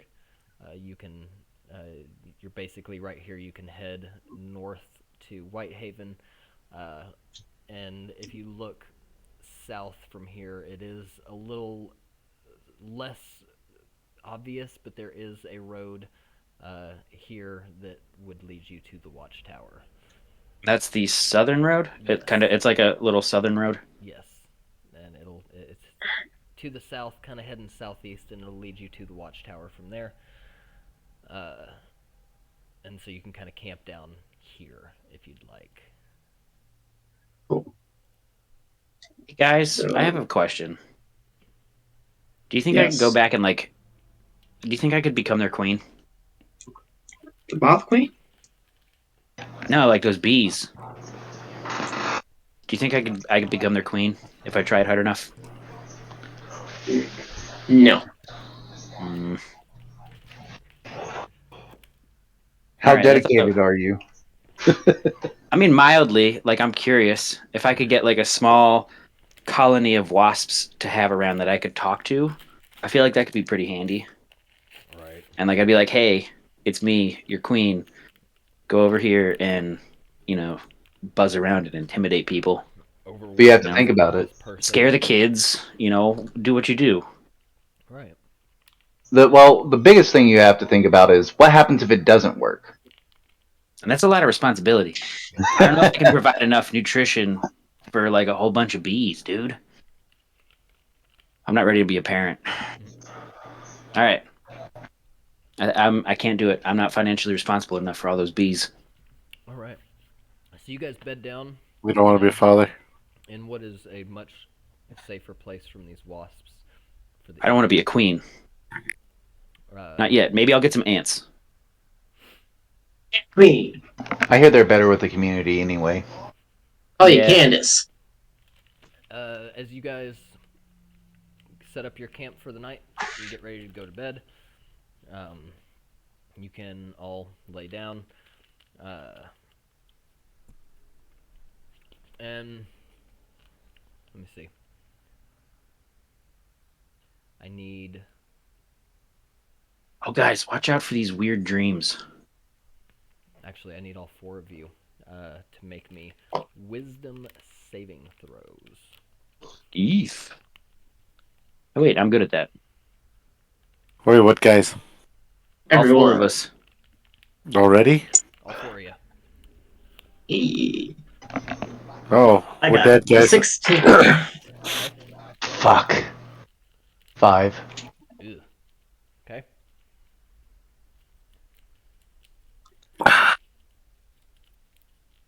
I got a 22. Nice. I got.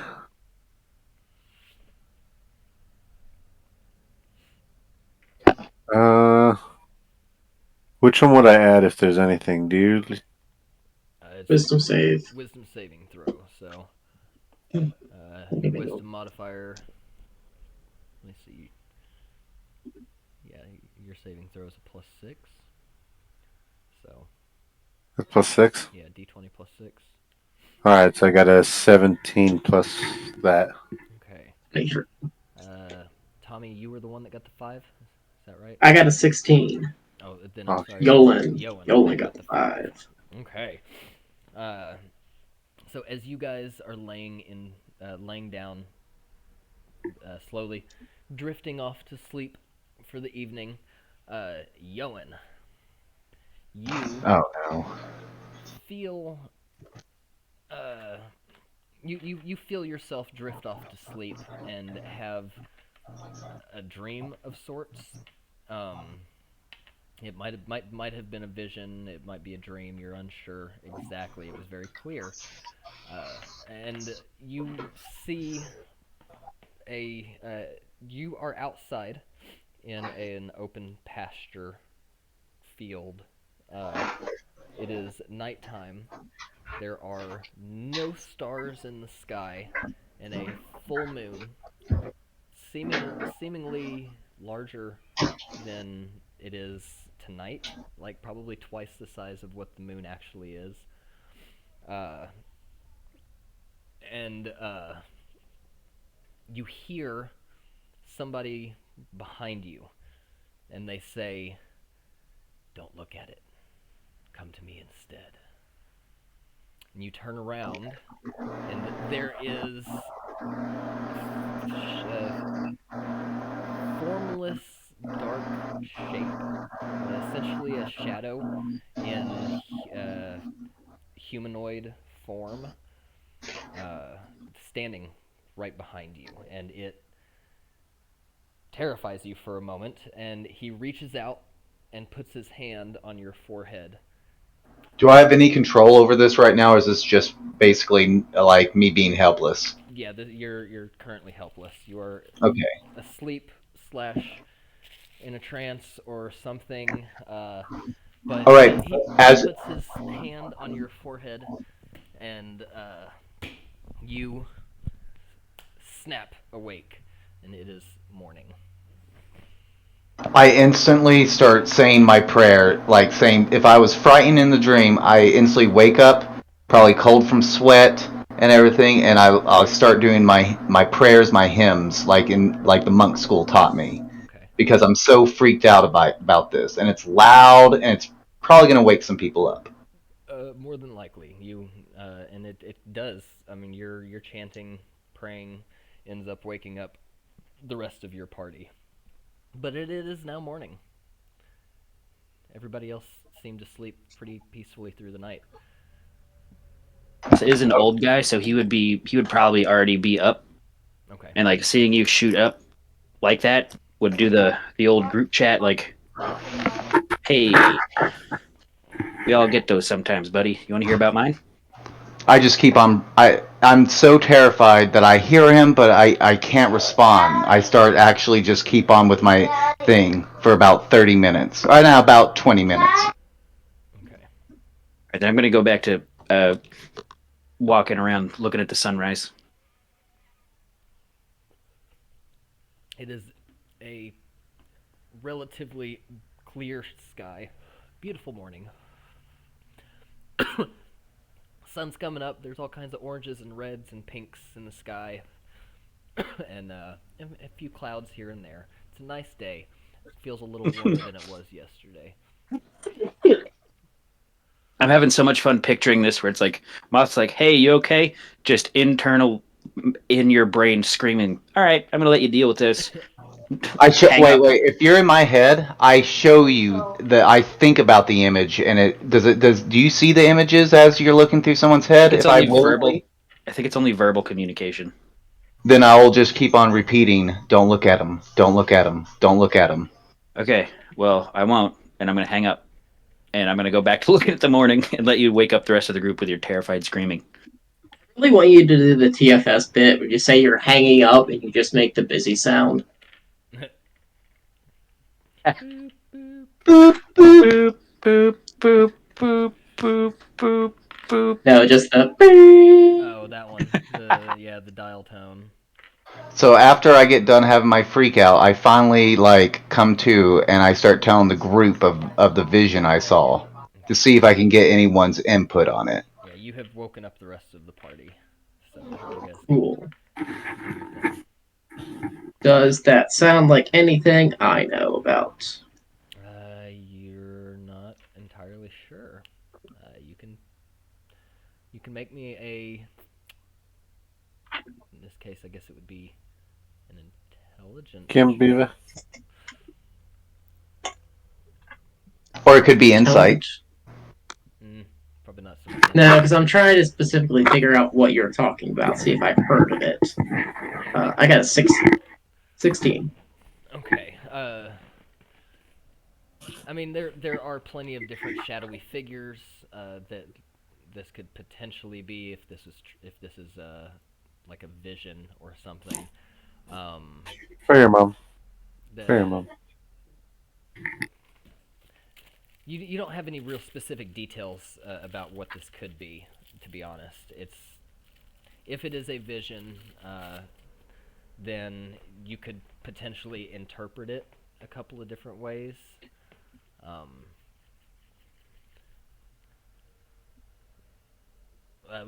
What kind of information are you looking to know about this? Like, Like if I know that's like a spell, or if I some creature that would do that kind of shit. Okay. If this is true, your best idea is that somebody or something tried to enter his mind in the night. Mm-hmm. You can't really be more specific than that without having seen the creature or the person or the spell. If he had heard a spell cast that he could have described to you, maybe it could have narrowed it down. But yeah, your best bet is that if this was a legitimate event and not just a dream or a hallucination, somebody attempted to penetrate his mind in his sleep.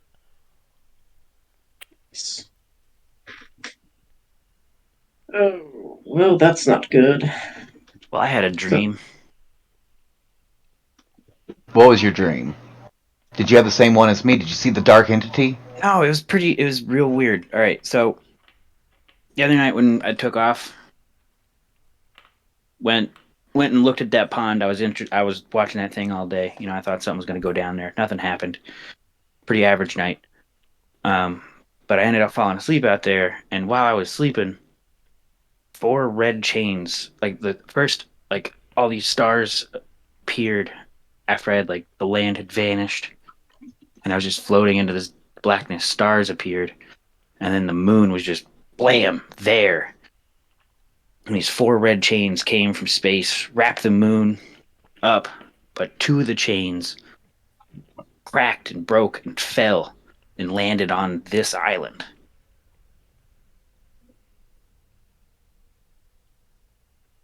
And I don't know what any of that means. No idea, That's Moth. off. I don't know if the moon's trying to fall into the earth, or if these chains are stopping the moon from falling into earth, Moonfall. or if these chains are being broken by some bad dudes, because they were red chains, but they came from space Red is as inherently red already. evil. Red is just inherently evil in nature for some reason. That's because most of the time it's poison.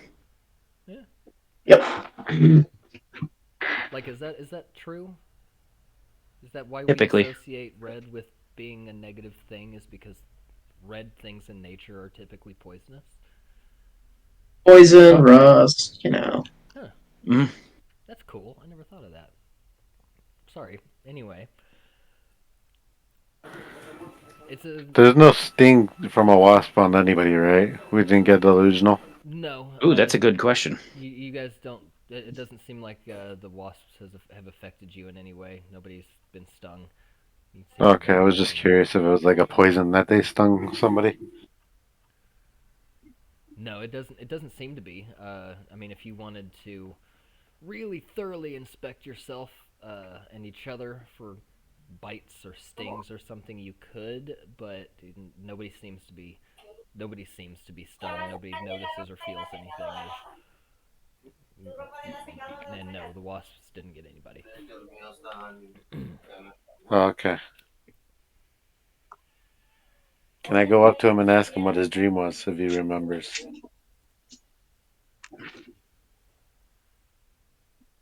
You're gonna to me or him? To Moth. To you. Oh, yeah. To the one that had the dream. I describe it, and the part that you hear the fear in is whenever I turn around and the guy touches me and everything, touches me on the forehead and everything. I describe it like a tree growing inside of a crack and opening the crack. Okay. We're dealing with the Shadow Man, boys. That's rough. I've heard that guy's a dick. All right, so I'm all. Are you just gonna gather your stuff together, keep heading to the watchtower? I'm gonna go to the shop and see if I can find any kind of herbs to Nope. to We're burn. not in town. Oh, that's right. Yeah, well, then we're I'll ready. search. I'll look around and see if there's any herbs that I see right off the bat that will help me with meditation. I have proficiency with an herbalism kit. I could help. That's fine. You can make me A survival? survival medicine, either one, and then gain advantage since you Oh, got nice. since you're helping him and you have proficiency with your kit. All right.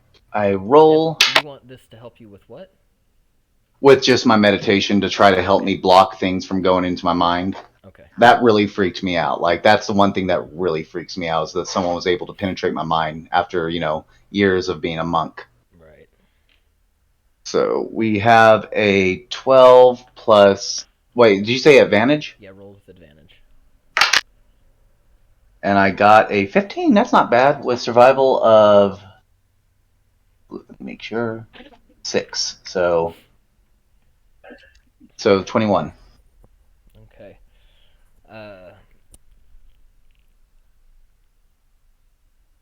So you do find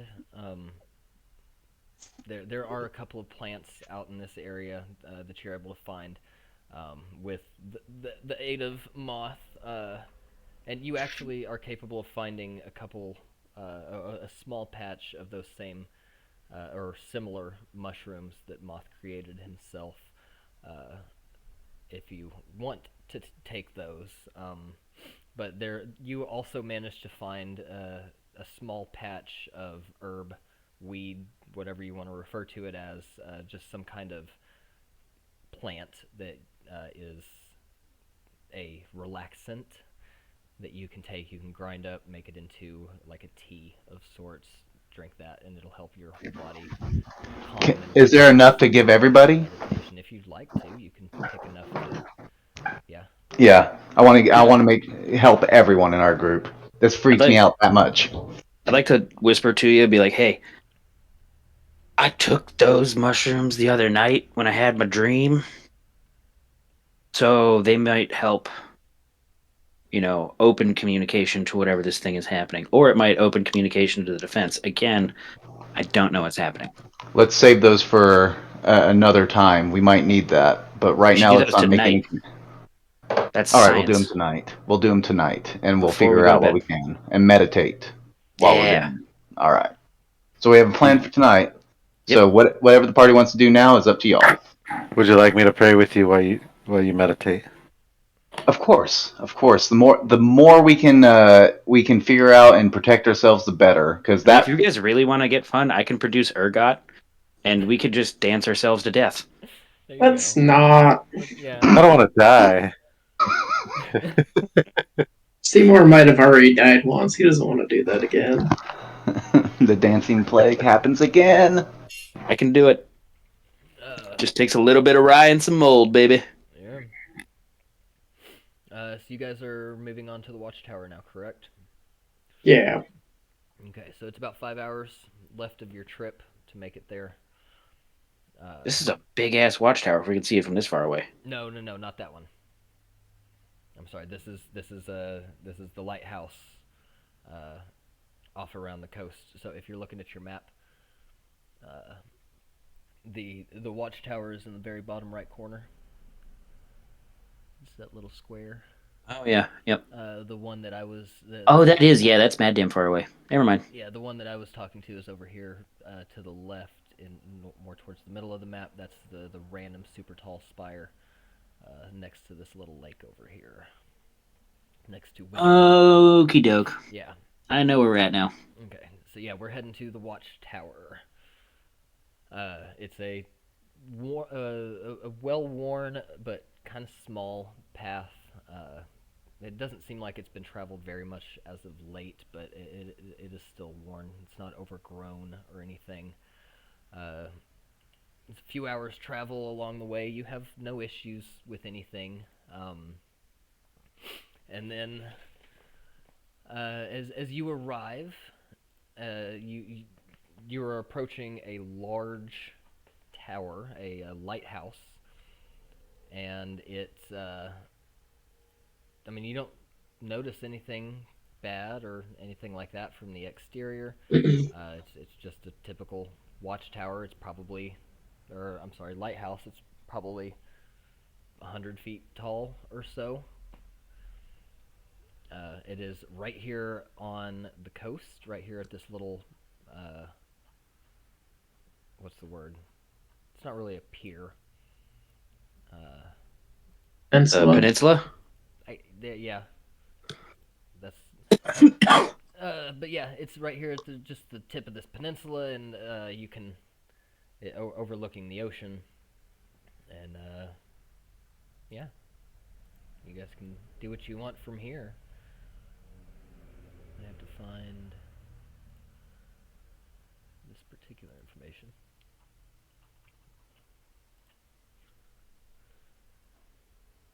So yeah, what do you guys wanting to do now that you're up to the watchtower? Like, is it like 10 feet away, 20 feet away? Like, how far away is the watchtower from where we're at right now? I mean, you guys are making your approach. I mean, you can see it from about half a mile away.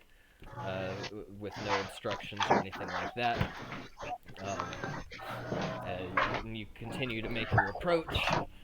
Now you're about 500 feet away. Now you're about 250 feet away. What is the Okay. feelings that I'm getting as we're approaching this place? Perception check. I mean, you don't. All of you have a pretty damn good passive on perception. Overall, I think. Is it McKai who has the lowest? And his is still a 13. What do we got? 13, All right. 13, Mine's going to be 18. Yours is 16. 13, 21, 16, and what? 18 for Moth. Oh, yeah. So anyway, it's. I mean, you're not getting any like sense of dread or anything. It's quite peaceful. You're walking up to this lighthouse right here on the cliffs overlooking the ocean. You can hear the waves hitting the beach or the shore or whatever. The lighthouse itself is tall and sturdy. You don't hear any like disturbances or anything like that. You can hear some birds flying around over the ocean, but there's nothing that gives you a sense of anything bad. What does the tower look like to us right now? Is it like black? Is it like, just stone? Yeah, it's just a regular stone lighthouse. Old, There it is, 130. relatively new. Like, how long is it decrepit and falling down? No, it is not decrepit, but it is probably. You'd guess you'd put it in the couple hundred years range. But the stonework is solid. It doesn't seem to have any issues. At least from the exterior, you don't see any crumbling, anything. It seems structurally sound. Is it in use? Like, is it actively being a lighthouse? There is not currently a light emanating from the top, but it's also like 11 o'clock, 12 o'clock in the afternoon.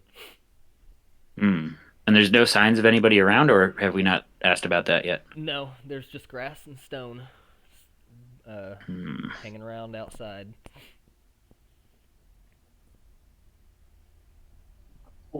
Um. Is there anybody outside the tower? Maybe like guards or any kind of like normal travel through? Like, is this a path that's normally traveled? Does it look like that? No, Okay. nobody's around. I don't know if you'd consider this abandoned specifically, but nobody is here. Should we give it a look around in Seymoure. case we find something Yeah, I think on the so. outside? Seymoure, as you guys begin walking around, kind of looking at stuff, you get pinged in the back of the head with a tiny little pebble. It doesn't hurt, there's no damage or anything, but you get pinged right in the back of the head with a pebble. Cool. I'll look at which direction I got pinged from. You whip around Like and growth. start looking around, but you don't see anything. A couple more pebbles start rising from the ground and kind of launching themselves at you guys. I'm gonna try to catch one of the pebbles before it hits me. Okay. Make me a dexterity Ooh, check. badass. Boom. As it's coming towards me, dexterity will be a 20. 16 plus 4. Hell yeah. So you managed to catch one of these little pebbles, and as you open up your hand and look at it, it's kind of squirming, I guess would be Is the it- best. Like rocking back and forth, no pun intended. So it's alive? Or at least has a semblance of life. Whether it's actually alive or not, it's moving for sure. And then it jumps out of your hand and starts like bouncing off your forehead. It's not really doing damage. It kind of hurts. It's a rock, but it's I'll slap it away. okay. Excuse me. So you slap it away, And the rocks themselves kind of stop. Like they're not making a. You're not getting hit by any more. All right, guys. No one think.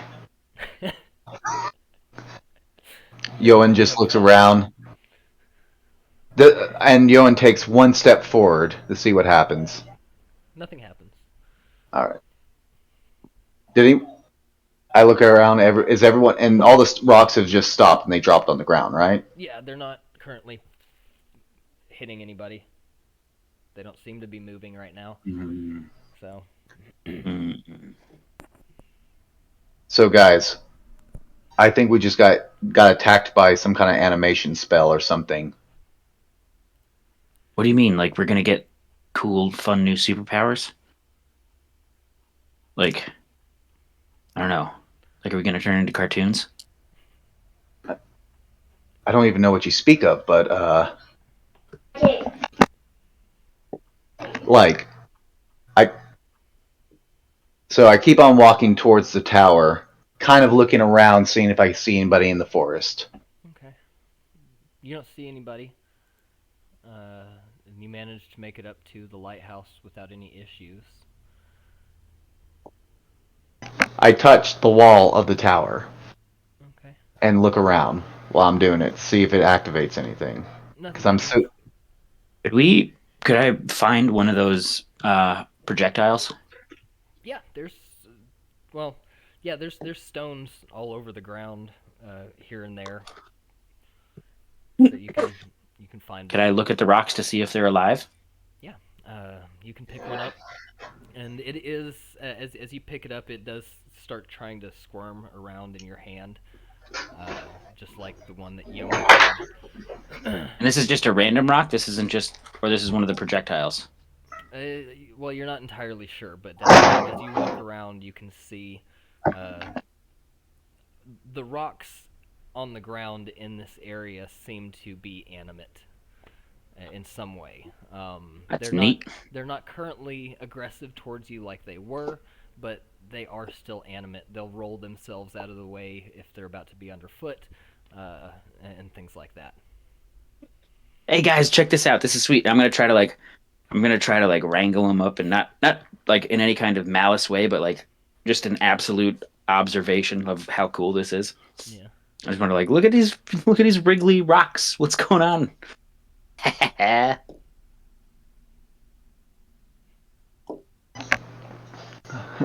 right. I look at Moth and I'm kind of like, I think you might not want to be touching those. We still don't realize, we don't know what's going on.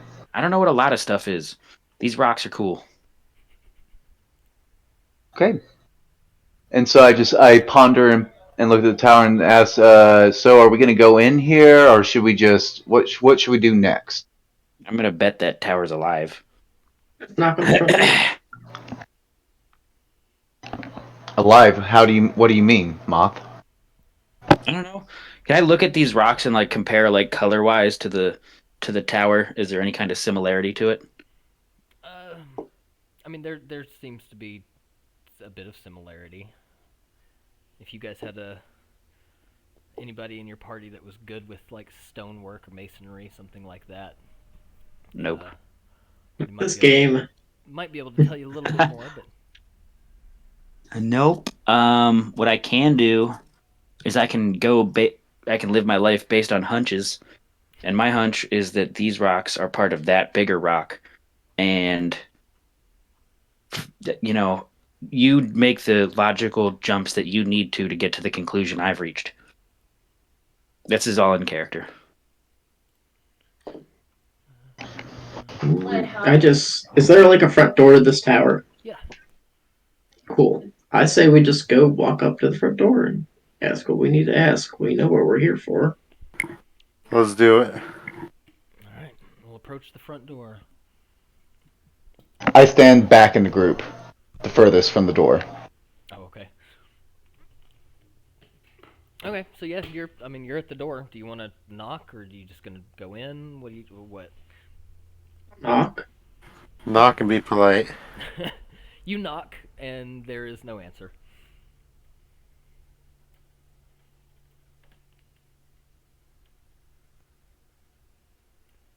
Well, there's no answer, guys. So I don't Say think we're anyone's coming in. home. Open it. Yeah, just open it and say, "Hey, we're coming in. Is anyone here?" We're not As I'm in the threat. back. Did you throw rocks at us? You We're don't not angry. We just want to speak. you don't hear any responses. Have you guys opened the door? I'm sorry. If we don't hear a response, then yeah, I'll open the door. Okay. So yeah, there's no response. You open the door. It's an empty basement or an empty ground floor of a lighthouse. There's a couple of boxes, crates, and things like that. A couple of sacks.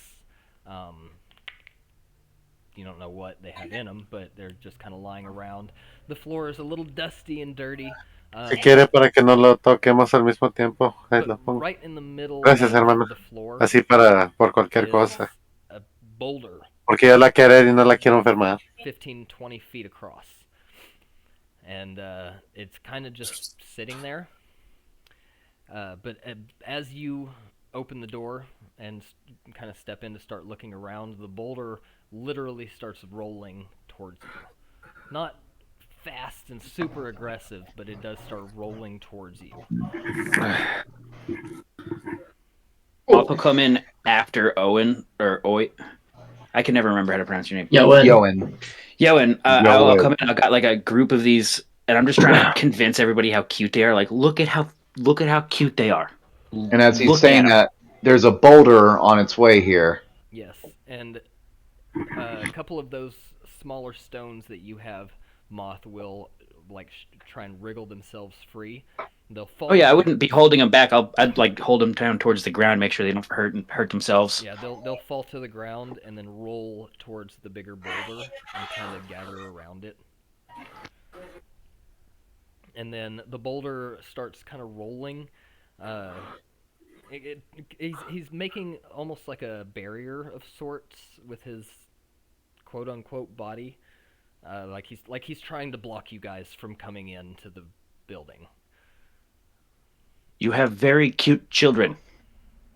Now, does this boulder big enough to where it you can't jump over it, you can't move, like you can't sidestep it and just let it go past, or is this like boulder coming straight at us like the rocks were, kind of like directed at us? I mean, it is like I said, the boulder itself is pretty decent size. It's about 15, 20 feet across, and probably about the same tall. It's pretty big, but it's not rolling towards you specifically, and it's not being aggressive.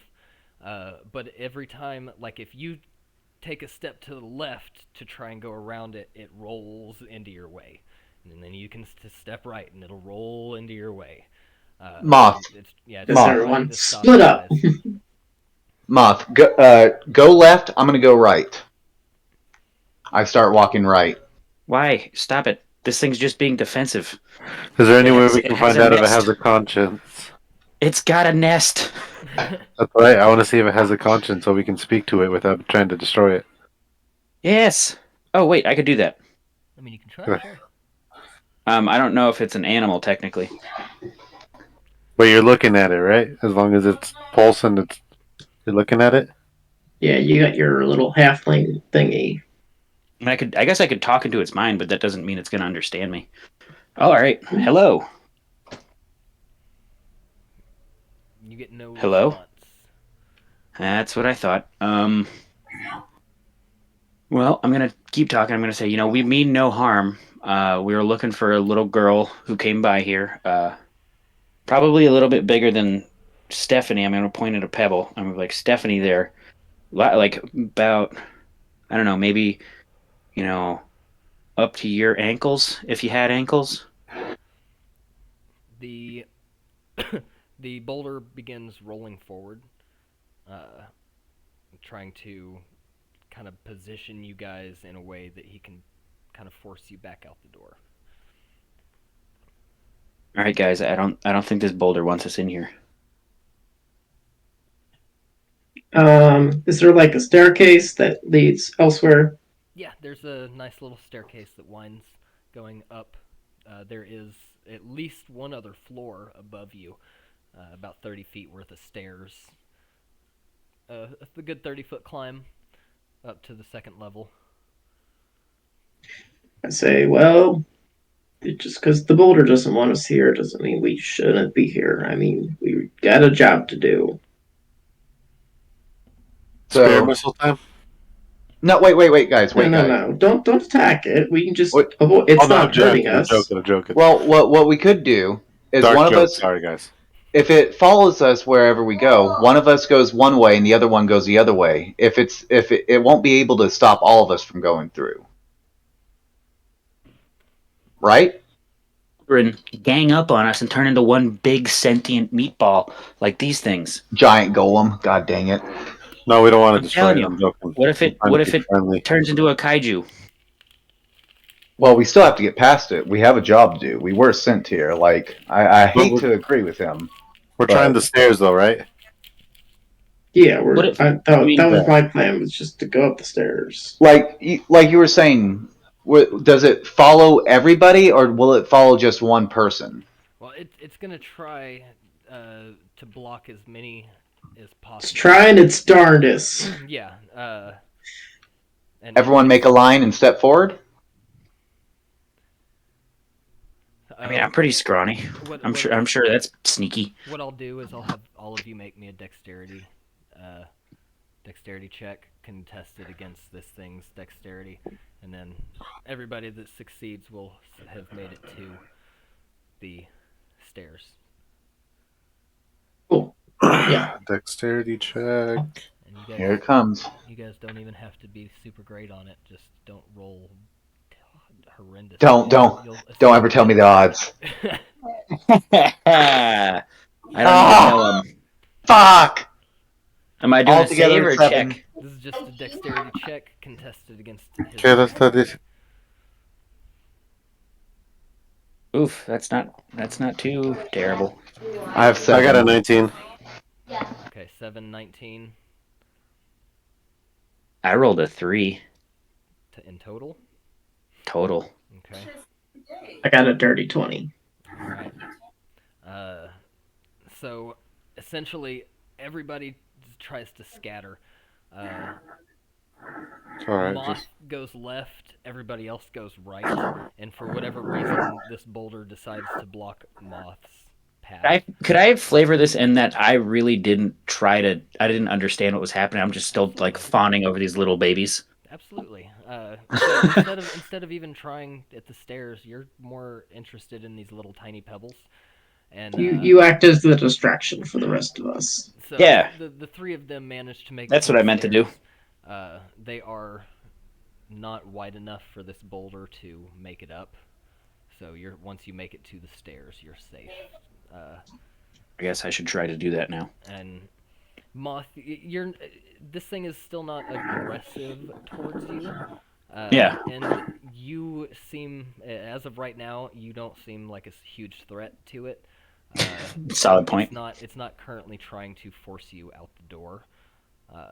You kind of feel like as long as you're not pushing any harder in this situation, that it'll be happy with you just staying here playing with its kids. Do rocks have Little kids? Tiny, whatever they are. Yeah, but it's happy with It's not upset with me. Exactly. It's not upset with you currently. It's gonna let you keep doing what you're doing for the moment. But the three of you are on the stairs, and you can start ascending or whatever you'd like to do.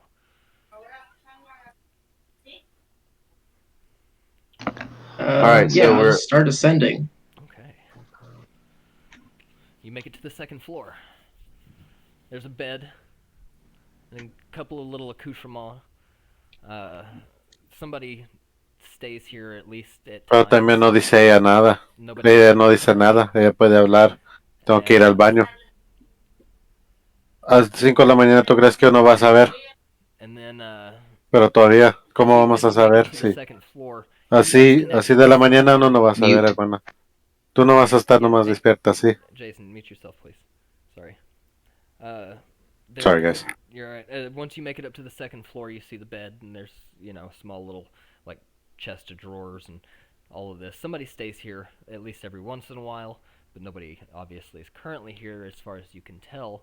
But as you're looking around, just kind of catching what's going on here on the second floor, you hear footsteps like above you, but they are heavy footsteps. They're not just like your normal human-sized feet. These are big pounding thuds walking around. Okay. I'm getting more nervous about this, guys. So when we're looking at this room, is there any dust in the room? Does it look like it's being used every day? Maybe. There's a light layer of dust. It hasn't been used recently, but Is there any like drawers, desks, anything that we could look into? yeah, there's a chest of drawers here you can examine. Yeah, I'll go ahead and start examining, being careful not to do too much noise. Okay. Yeah, there's not very much in this. I guess you'd call it a room. Like I said, bed, chest of drawers, a few little, like a chair and a table for somebody to sit and eat at.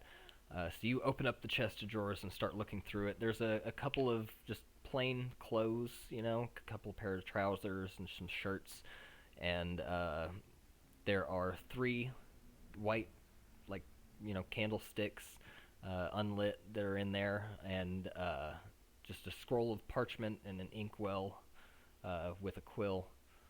Just a few little things that you may or may not need while you're spending a night or a weekend in a lighthouse. Things to keep you entertained and stuff, essentially.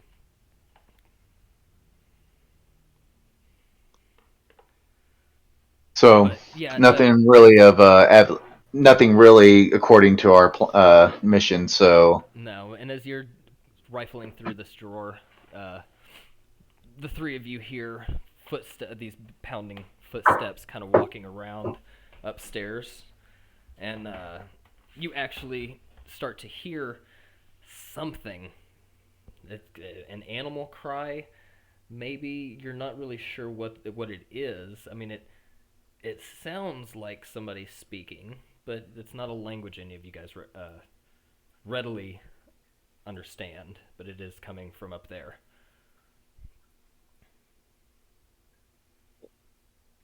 well, what do you guys think we should do? There's no one here right now. We do hear noise upstairs. Moth is still downstairs, mauling at his rocks, or I guess those rocks. Somebody doesn't want us here. There's something here that somebody doesn't want us here, doesn't want to be contacted, something. So what do you guys want to do? Do we continue on or do we retreat back? What's that lady's name? We can try to call out, see if it's her. To tell her that we're not here to hurt her. I think it was Areola or something. Anne? Annalise. Are you talking about Annalise. Annalise? or Just are you what- talking about the girl? The girl that we're went. looking for. Yeah. The one you're looking That's for is Ayala. Ayala, yeah. And Annalie is the lady that knows about the cult.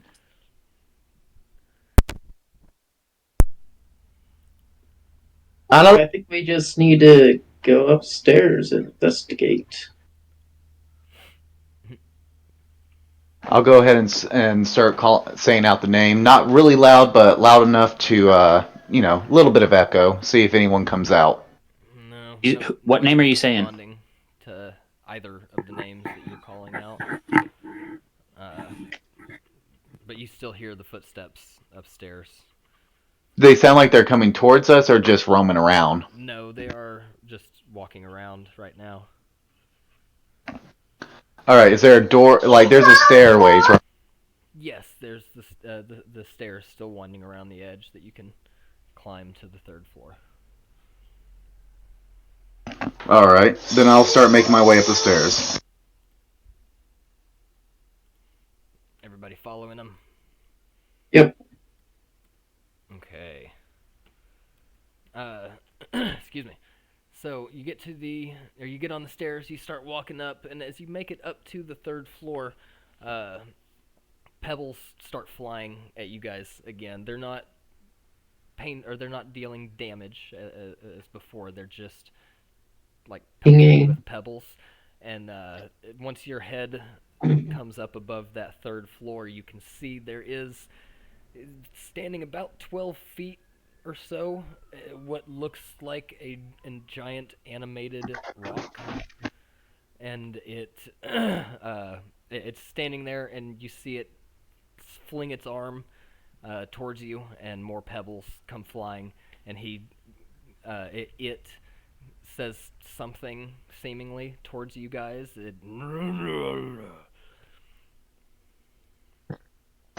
And what is it? And slowly Oh, begins, we just hear it. and starts taking a couple of steps your direction.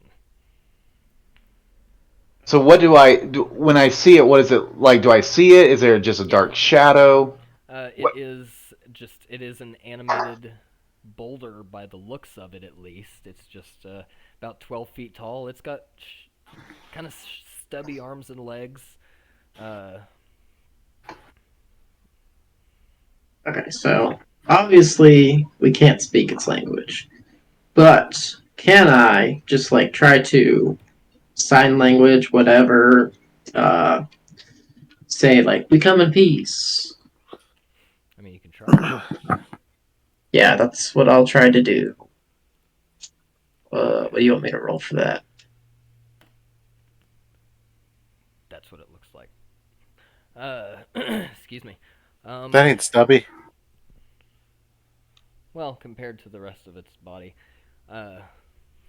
Anyway, so I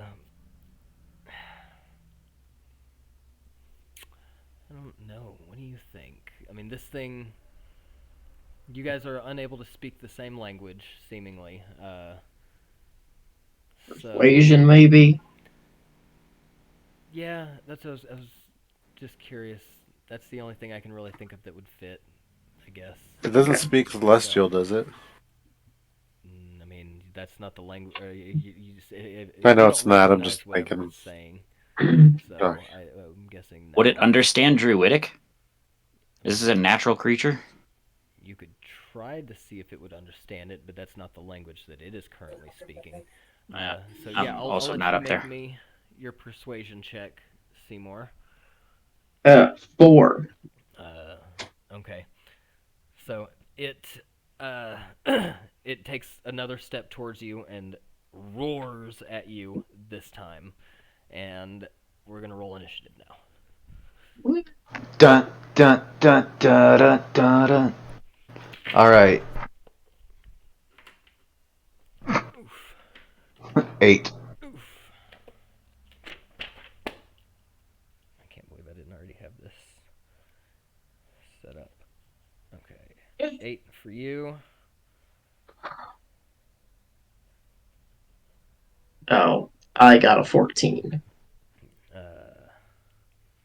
I got a 16. Okay. Yoin, 8. Seymoure, 14. McKai, you said 16? No, I got a 16. I'm sorry, other way around. Okay. I got a 16 too. And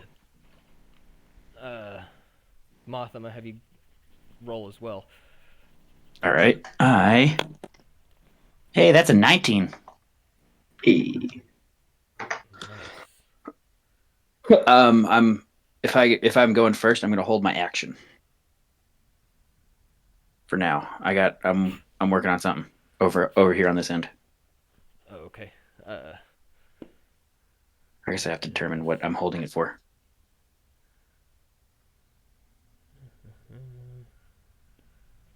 That's it? Okay. Alright, let's see. We've got...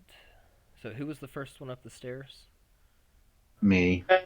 We'll say me. It was kind of my idea to go up. Okay. Good. Yeah, him. I mean, okay. That'll work. So... Ooh, you know what? No, okay.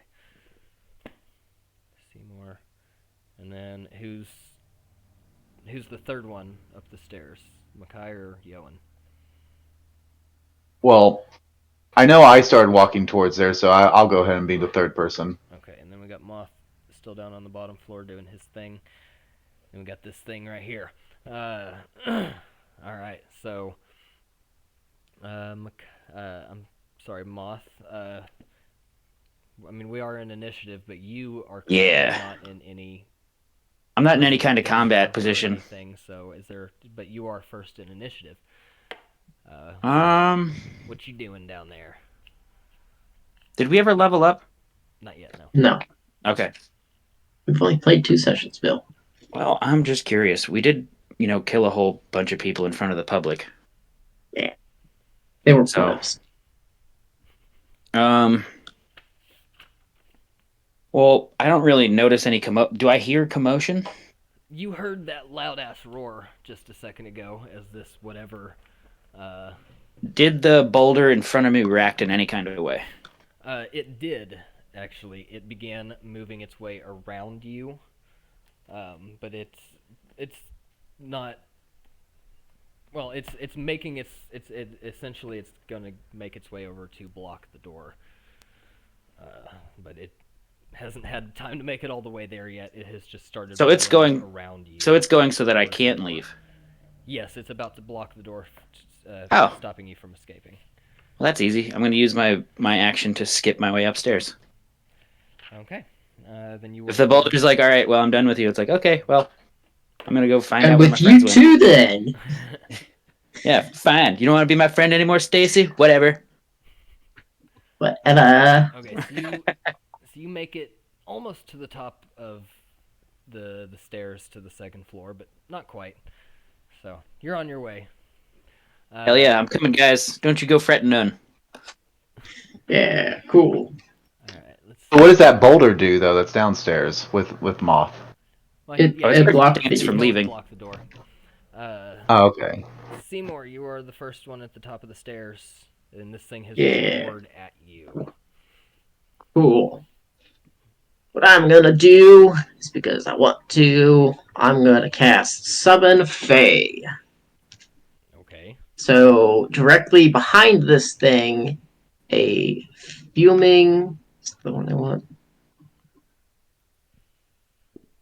Yeah, fuming, Fae creature. So this creature takes its turn after me, so I'll handle that when that happens, because I just see if I have any bonus actions right now. Okay. Bonus action, I'm going to turn into no, bonus, how close is it to me right now? About 10 feet away. 10 feet away. Okay. This whole upstairs is only about 50 square feet. If I move, will it be able to attack me? If you attempt to move anywhere past it, yes. Pretty much where it's at, yeah, it's going to have... You could probably move up just a tiny bit, but yeah, anywhere else it's going to have range to hit you. Could I move, like, left or right away? Yes. Well, if you move to the left, you're going to basically be moving down the stairs again. So you'll have to move right to kind of go around him if you wanted. Alright. But yeah, basically... Yeah, I will... Any movement in pretty much any direction more than 10 feet is going to start getting you within range of attack. I'll just move 10 feet to the right, so I'm still within range. And that's going to be my turn. Now my Fae is going to go. Alright. It's going to make an attack. Tell me about this Fae. What is it? What does it look like? What is this thing? That's... I want to say he looks like Jiminy Cricket, but instead of an umbrella, he has like a mallet. Okay. I'm cool with that. I like that.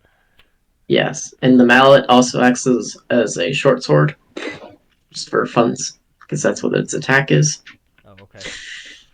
So it's going to make an attack, and bonus action, or it first, yeah. Bonus action, it teleports just like 5 feet away, but also still right next to it.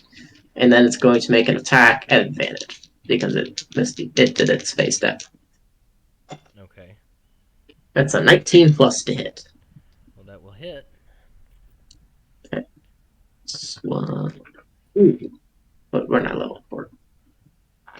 Level 4 spells yet.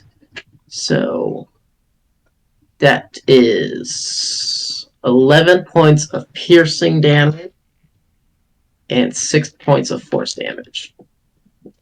Is this is that from the weapon itself, or where's the force damage come from? It's part of the attack. Okay. It's a melee weapon attack. Is this a magical weapon technically? I would assume so, since Okay. the spell summons it. That makes sense. Okay. It doesn't really say, but That was 11 and 6. yeah. Okay, So 17 total, nice. if resistances don't matter. Gotcha.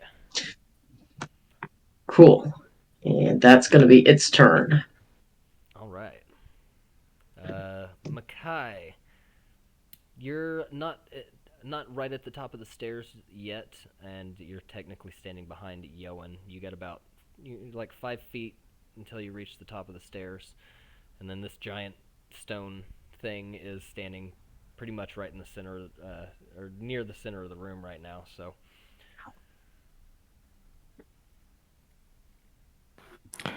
It hasn't attacked us yet, has it? No, not No, quite yet. like has anybody attacked yet? Seymoure It didn't sound like it. Seymoure has summoned a creature and attacked with said creature. Okay.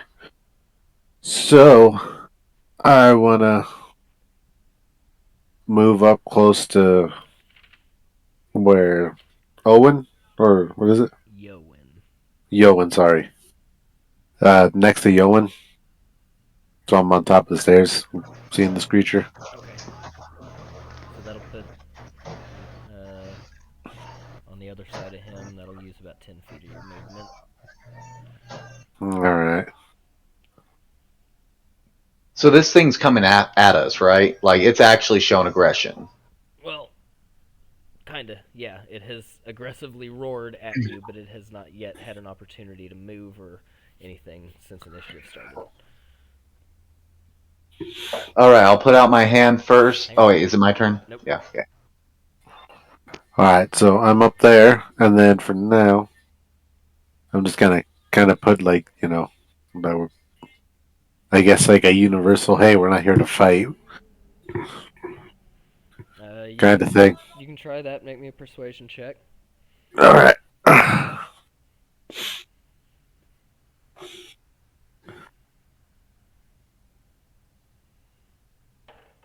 So mine's a total of 15.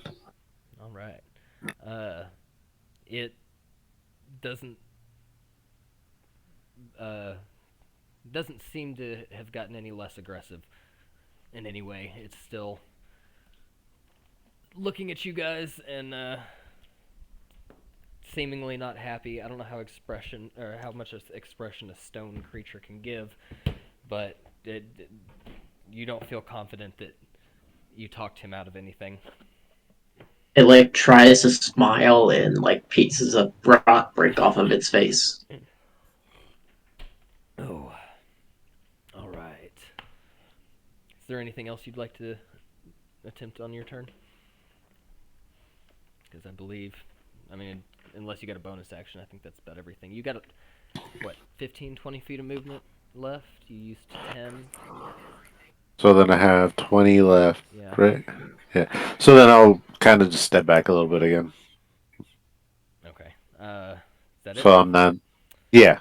All right. Oh, yeah, I'm not like in damage mode. I get you. At this point, the creature will swing his massive stone hand at your little fey creature, because He's about the only thing that's 14. He's the only thing that's attacked so far. All right, and that's gonna be that's a 22 to hit. It's AC, and it will deal. It's gonna do 10 points of bludgeoning damage to your little fey creature. Sorry, I was muted. Yeah, cool. That hits, and yes, I took the damage. All right. Still alive. All right.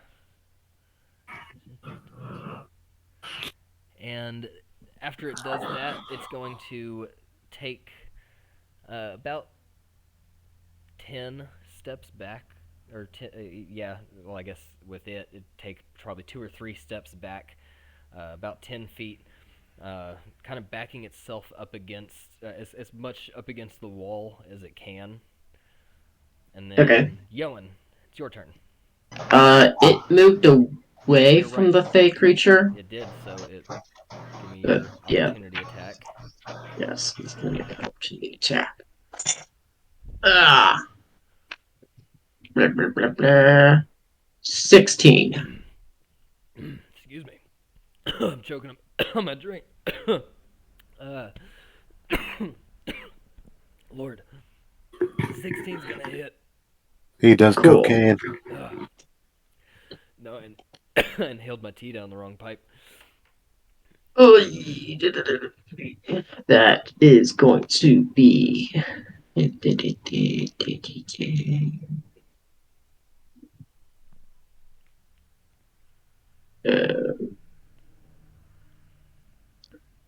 13 total points of damage. All right. There we go.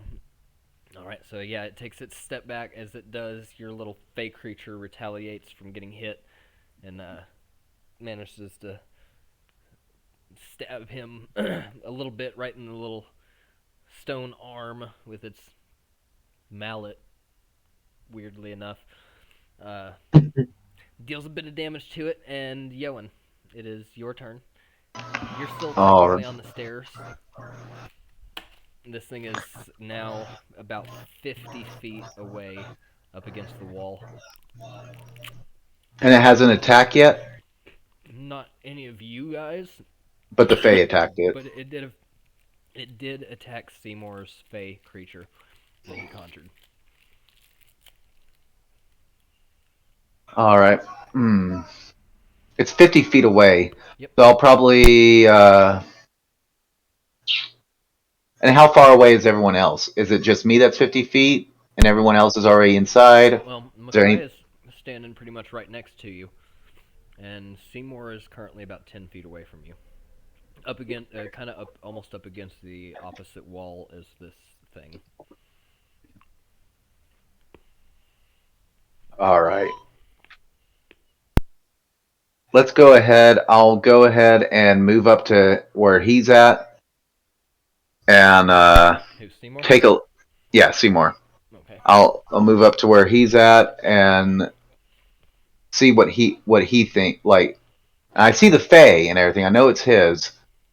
I'll step inside the room and see if the boulder comes after me.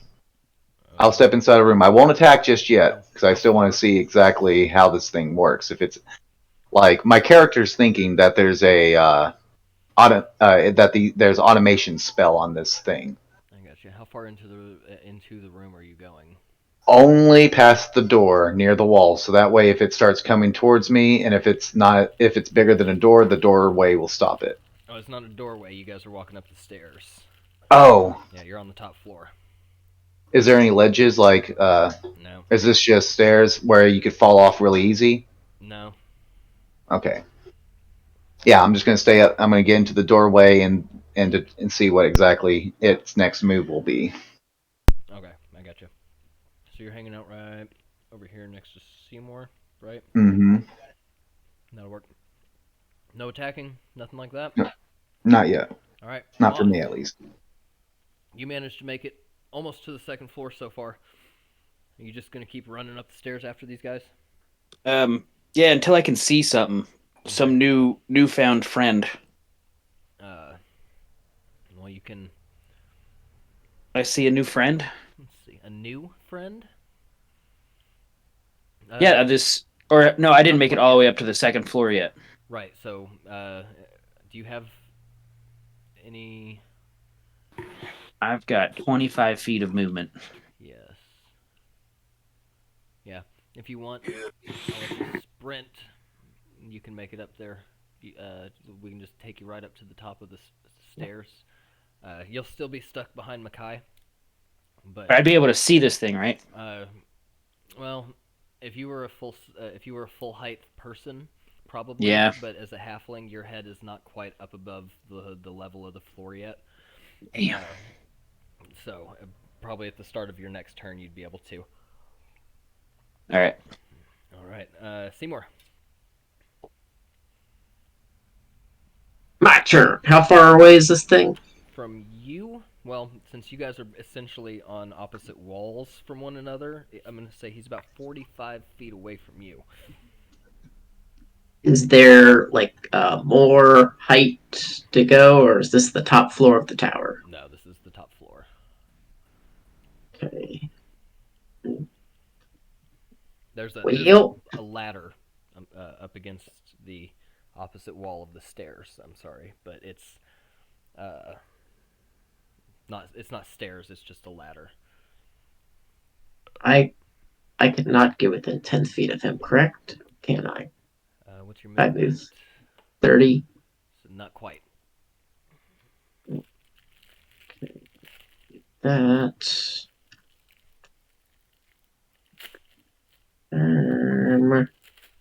I will get within 30 feet of him and cast Thorn Whip. Okay.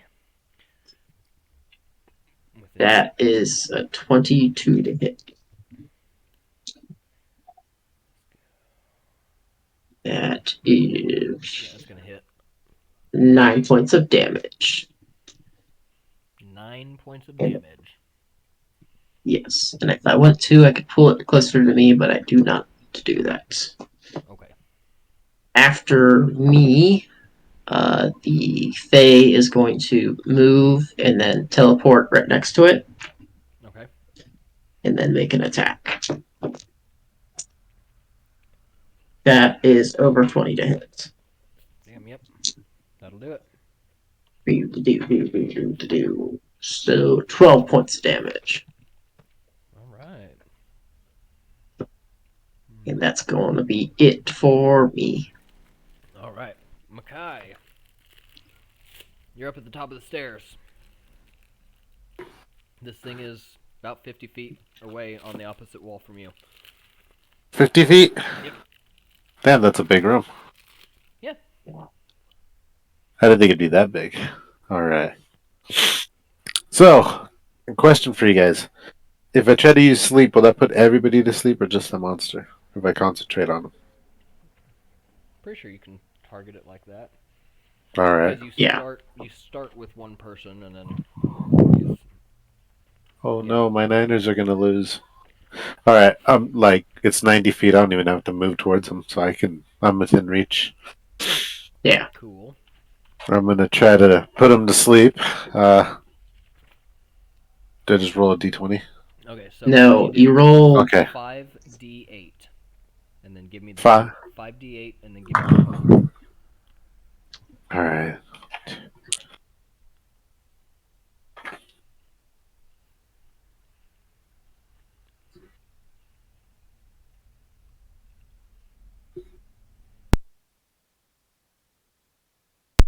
Okay, before I let you officially do this, so you'll need to know. So anybody within a 20-foot range of you is going to be affected by this spell, but it starts with whoever has the lowest hit points. Oh yeah. So from where you're Who's in front of me? From where you're standing, the only person within 20, or the only two people within 20 feet of you would be Yoin and Seymoure. So you'd need to move your full movement close to this thing, and then No, it's a ranged spell. oh yeah, I'm sorry. You can pick where this goes. I'm sorry. Okay. Whew. I missed. Scared me there. Creatures within 20 feet of a point you choose. I skipped that part for some reason. But if you hit this thing, you're also potentially going to hit his Fey creature, unless you position it all the way over here. But it's Bitch. fine. You We can. can't- There is a way that you can position this so it will just hit this. I want to try to position where I only hit that, Yeah. just in case we need the Fae. Sorry, I guess that was more me thinking out loud, trying to work that out. I'm sorry. Go ahead. So roll me your 5d8. Give me your total. All right. Let me see if I can remember what it was.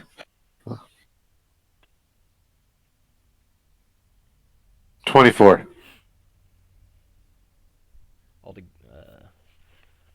Okay. 24 total.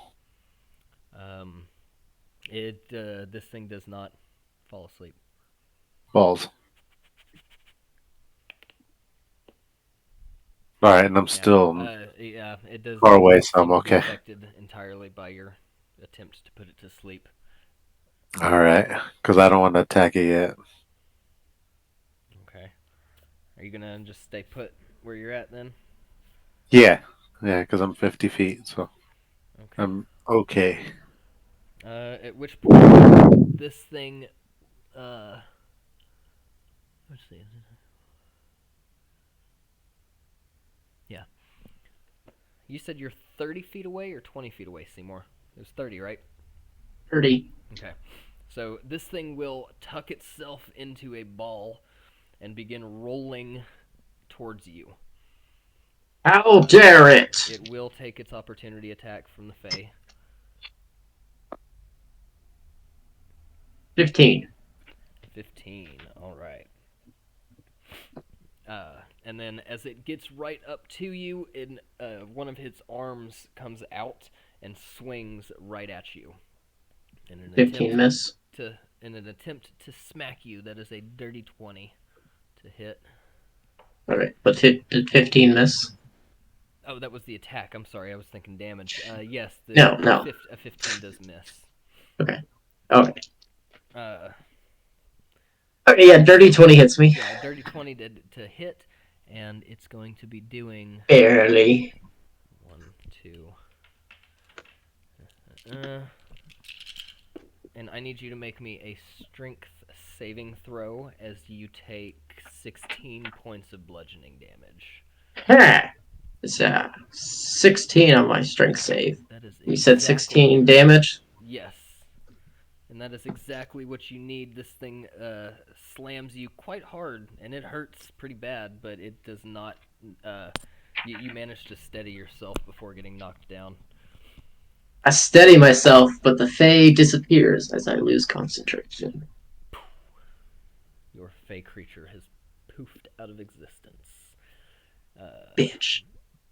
Yoin, it is back to you.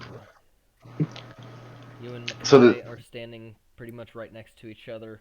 This thing is about 35 feet away from you, standing just on the other side of Seymour.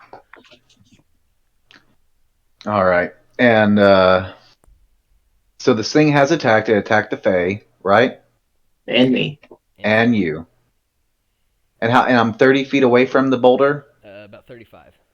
35. Son of a bitch. Okay. You're a monk. You should have like Yep. 100 Yeah, I feet have of the- movement. Yeah, no, I know. Something like that. So I'll use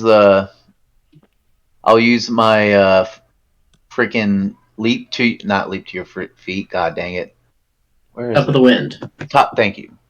Use that to increase my speed and my distance, so I can come up to it, and I will attack it with my bare fist. And then I'll use one. I'll attack with my bare fist, and then I'll use one of my keys to use Fury of Blows Okay. as I scream "Uda Uda Uda." So I think your Step of the Wind takes your bonus action. So Oh, you it does? can't do, Oh, okay. I think so. Then I just attack. Then I just do a hand attack. Shit. Okay. All right. And that's make going to me be. your melee attack. And that's So you have 1d8. flanking. If he's moving in right close, he will. So this will be with advantage. So make me All right. make me your attack with advantage. 17, and then. All right, we're going with 17. 17 does hit. All right, and that's a D8, D6. D6. Thank you. And 3 plus 2, I think. Could be more than that. No, your melee should be a +6, I believe. Yeah, you're right. 9. So 9. Is it 9? It's a Plus 6, It's a yeah. +6. So yeah. All right. Okay. So 9 points of damage to this thing. You feel confident in this in your strike, but once it hits, just doesn't feel like it did quite as much damage as you were hoping for. Like maybe this thing actually physically resisted your attack in some way.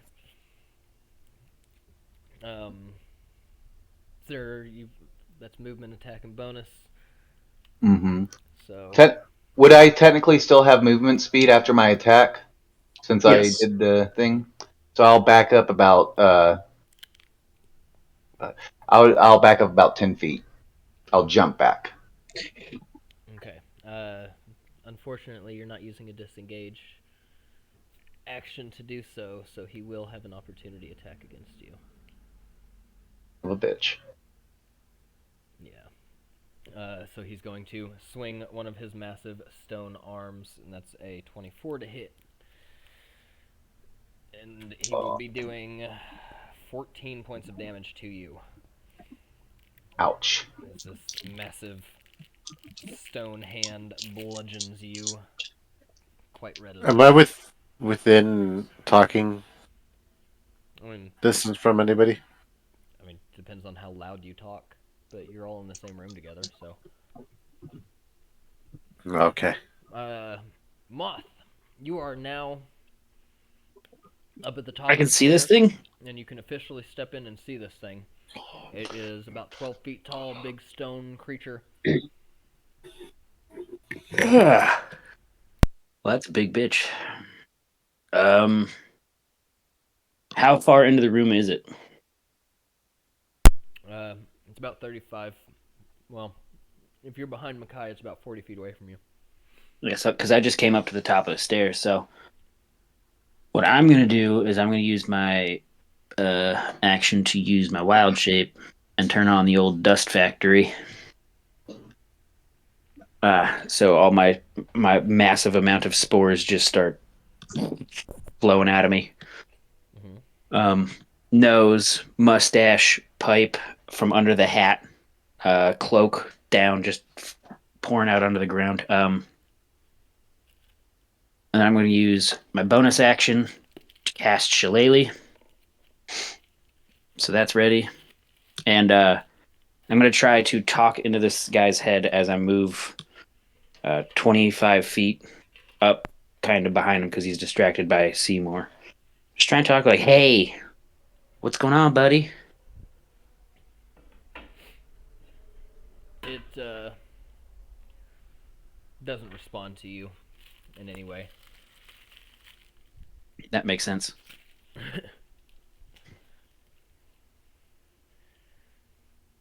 But yeah, that's all I got. That's it.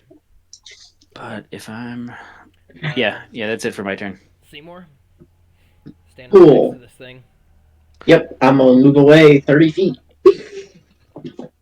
Okay. And then As you go to move, if you're not it's already used its reaction. Oh, you're right. It has. Thank you for that. Sorry. I think I just move away. Well, I don't think it has, because you're the top of the initiative order. So. No, it gets its reaction back after its turn. Yeah. Okay. I guess you're right. Yeah. Okay. Anyway, continue. I'm going to cast Moonbeam. All right.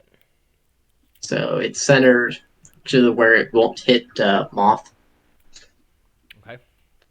So I need this thing to make a Constitution saving throw.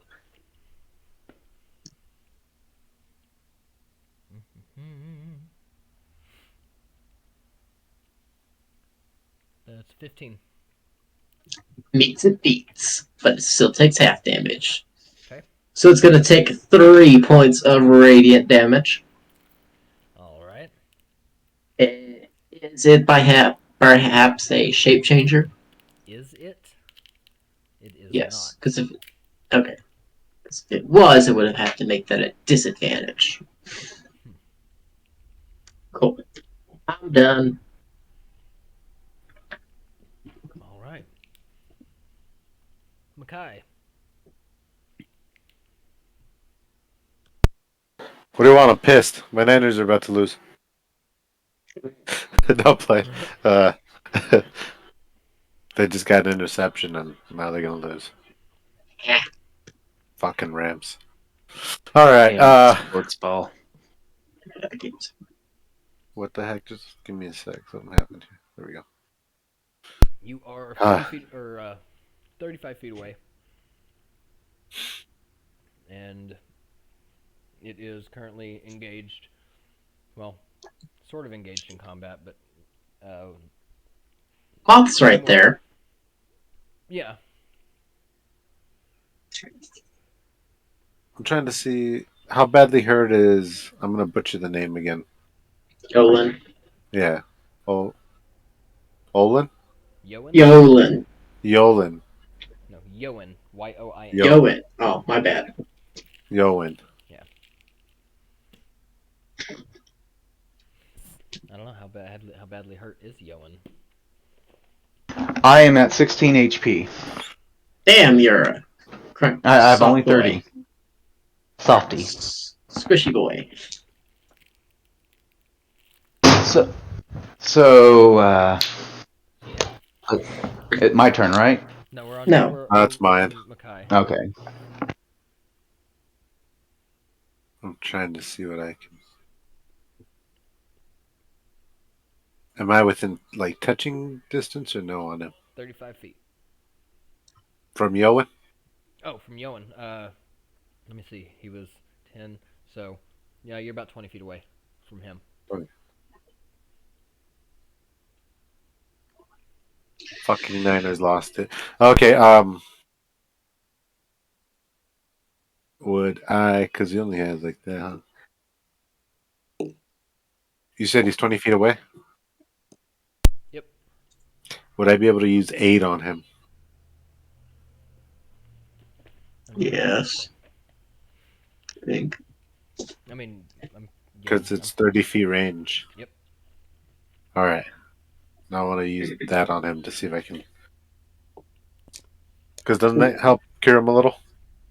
Well, Yes. each their hit point maximum and their current hit points will increase by 5. So, yeah, Yoin, you'll gain 5 hit points, and then your hit point maximum will go up by 5 for the next 8 hours. Also, you can choose a second target for that. Oh, you can? Yeah. Yeah, if you're casting it at a higher level spell. No, just regular second level. You can cast it on 2 people. When your spell boosters choose up to 3 creatures within range. Or yeah. Sorry, yeah. So, yeah, you could technically choose Yoin and just Yoin. And yourself. And yourself, yeah. Alright, yeah, I'll do it to myself just in case I will get hit in a minute. Okay, so I don't think you've lost any hit points at this point, so you won't It just goes necessarily up. gain any hit points, but your hit point max will increase by 5 for the next. Okay. And then where do I go to this?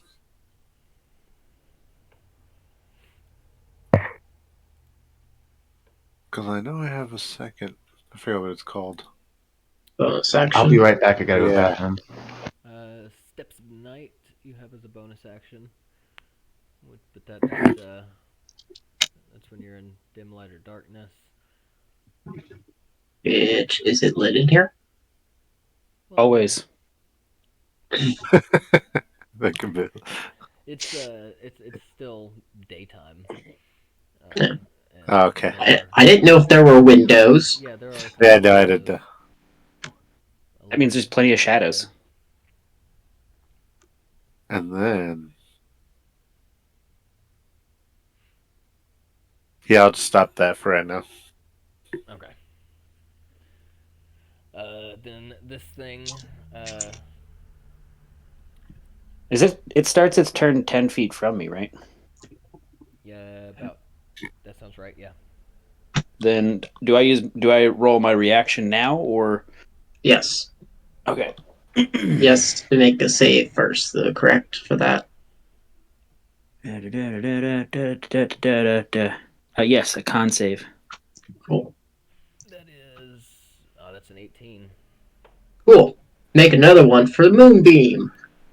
and that one is a 5. Ha! That one fails. Take 17 points of damage, bitch. 7.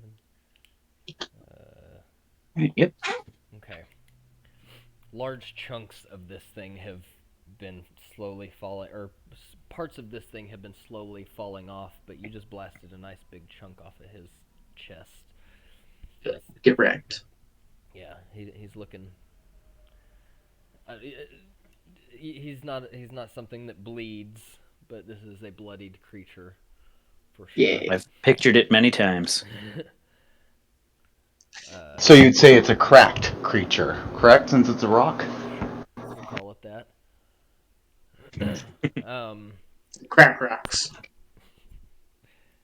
Is there so aside from that just initial con save, what's Oh wait, no, I'm That's it. sorry. This is his turn. I was thinking that It's his turn. It made me think we were jumping to you. Nope. Let me see. Seymour's okay. Yoin. All right, it's my turn. No, Let's see. Oh, I'm just checking my little map here, our combat map, and I'm editing as we go. Seymour, you're still right next to it, right?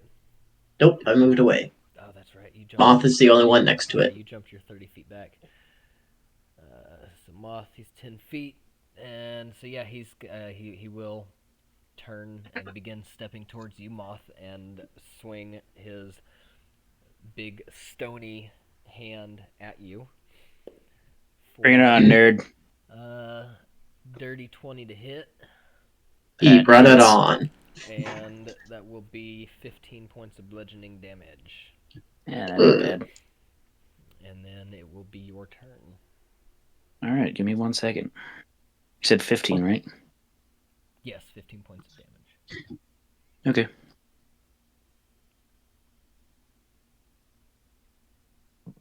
Doodly doot doot. Then it hit me, so I'm gonna hit it back with my sweet magical staff. It's not your turn. Or is it? Yes, it is his turn now. Yeah, Yeah. never mind. Yeah, geez, we don't backseat DM over there. Mm. Yeah, so I'm gonna shillelagh. I'm gonna show him the power of the shillelagh.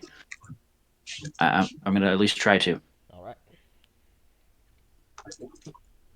Hey, that's not terrible. Especially because I get to add my wisdom to that.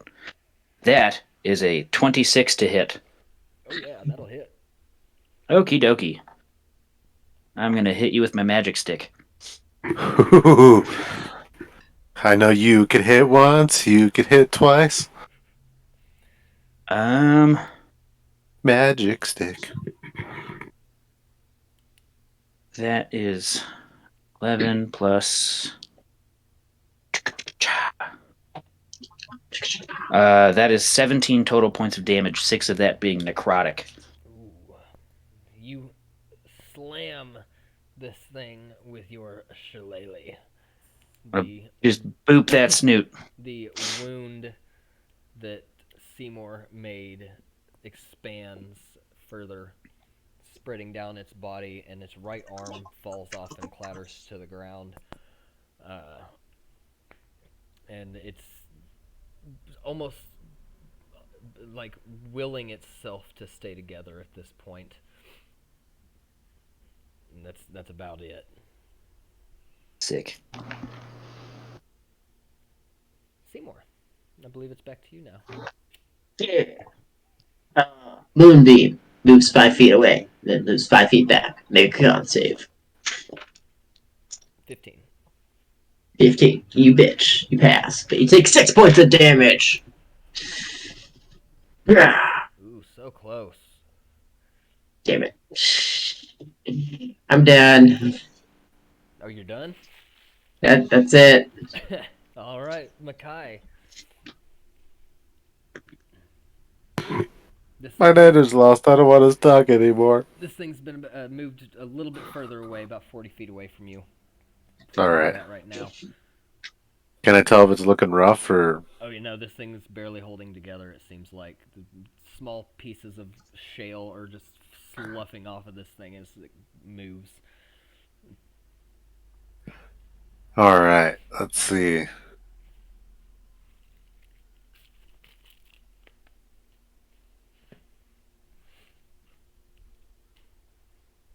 I want to try what Tommy just did. He Pass Moonbeam. Moonbeam? Yeah. I mean, as long as that's a spell you got, go for it. All right. Yes. Well, then, go for it. That is a con save, right? Is that what you said it was? Yeah. So, that's a 16. I believe mine is a 14, right? Where it says con next to the feet? Yep. All right. So that didn't even do anything, did it? Huh? Still takes It'll half take damage. Oh, does it? Yeah. So do I just roll the 3d10? Or do you want me to roll? 2d10, because Or you should one be and a half casting at second D10. level. Yeah. And, Oh, 2d10? Yep. All right.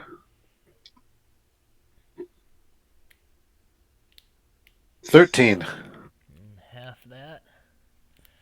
That's a We round down, so it'll be 6 points. 6 points. All right. And then I want to use a bonus action. Well, your moonbeam is just enough to fracture this thing completely in half. You see a nice beam of light, like literally shining from the back through its chest. It's missing its right arm already, and it wraps its left arm around its stomach, and lets out this little, well, it's not little, but it lets out kind of a, and then the top of its body kind of just slides off, and it shatters into a bunch of smaller stone fragments. Your creature is dead. Yay. Yeah! Cool. Senior creature is dead. And that's where we should end, because I need sleep. Yes, it would be a good idea to go ahead and end it Mm-hmm. at this point. In the top of the lighthouse, your Galabdur has been defeated. Yeah. Wonderful, Die, gentlemen. die, die, die, die, die, die. Galabdur. Galabdur.